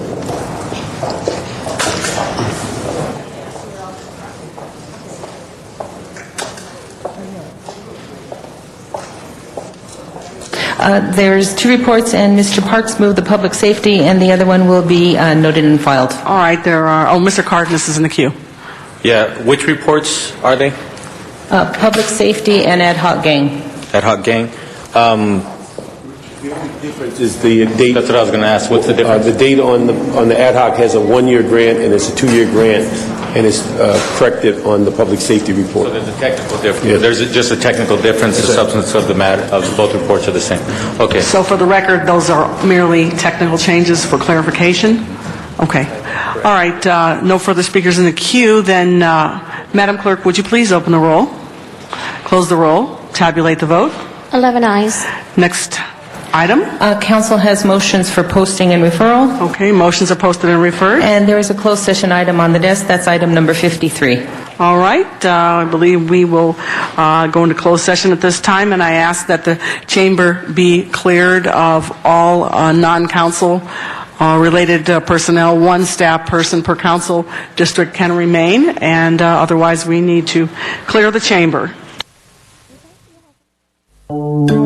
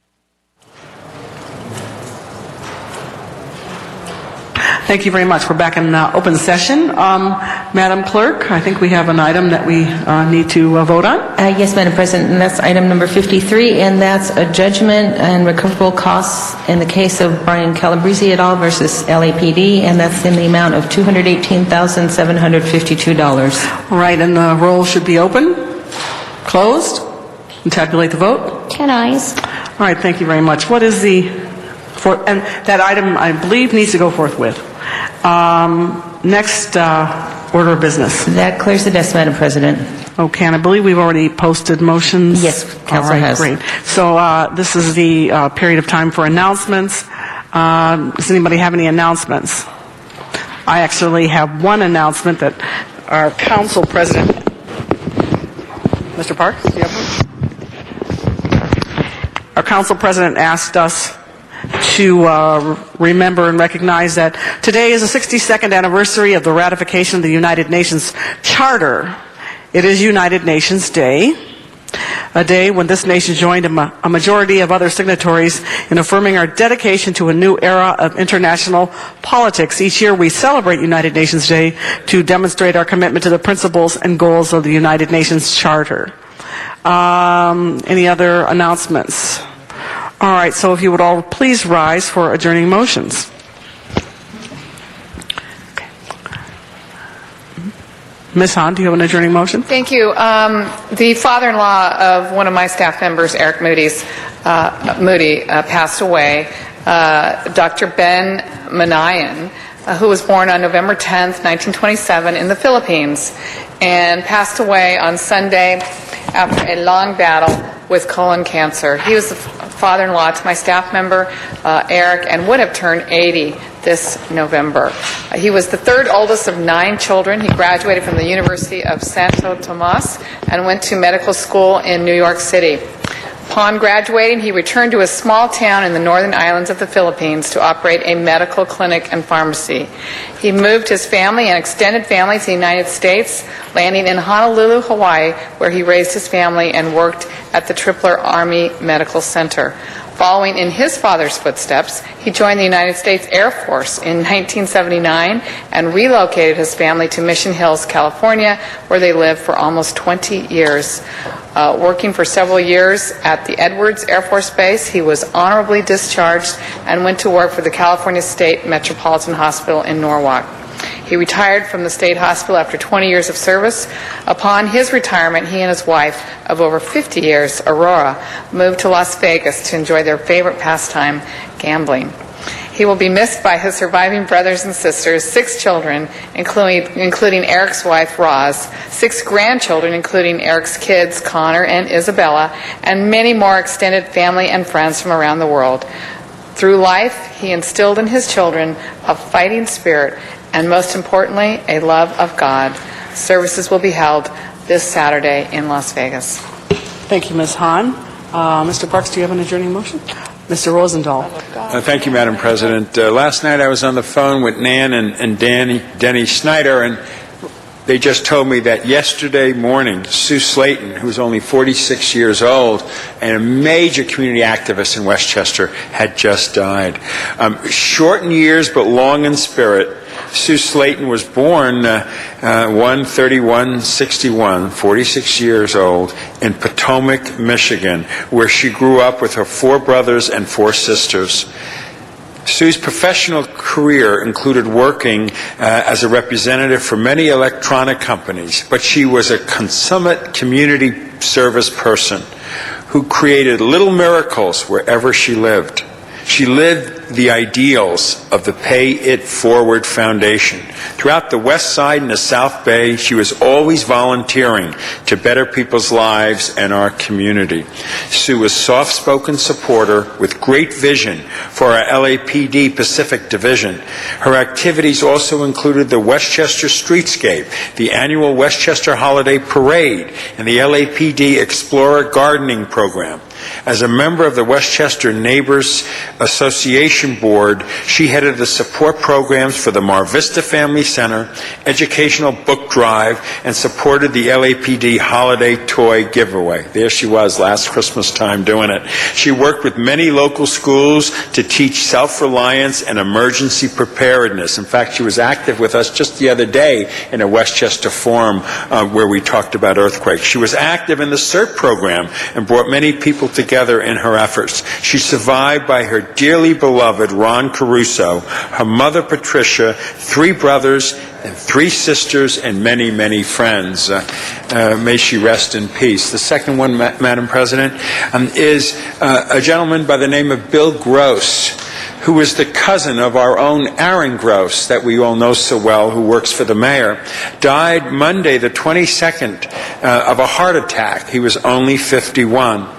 A former Walt Disney Company creative executive who worked on such well-known children's entertainment, Thomas and Tank, Engine, and Winnie the Pooh, executive producer of Harry and His Bucket Full of Dinosaurs, part of the Cartoon Network's new Trickle U preschool lineup. Developed and produced 26-episode program for rough and tumble kids entitled Meter the Monster Truck that celebrated the way pre-children play. Executive producer and president Brad Missimo Incorporated, which provides high-quality, meaningful entertainment to autistic kids. Survived by his wife Felice, daughter Rebecca, who's only 11, and parents Sylvan and Jackie Gross. May he rest in peace. Thank you very much, Mr. Rosendahl, and there are no further adjourning motions. So the meeting is adjourned. Madam Clerk, would you please call the roll? Okay. Thank you very much.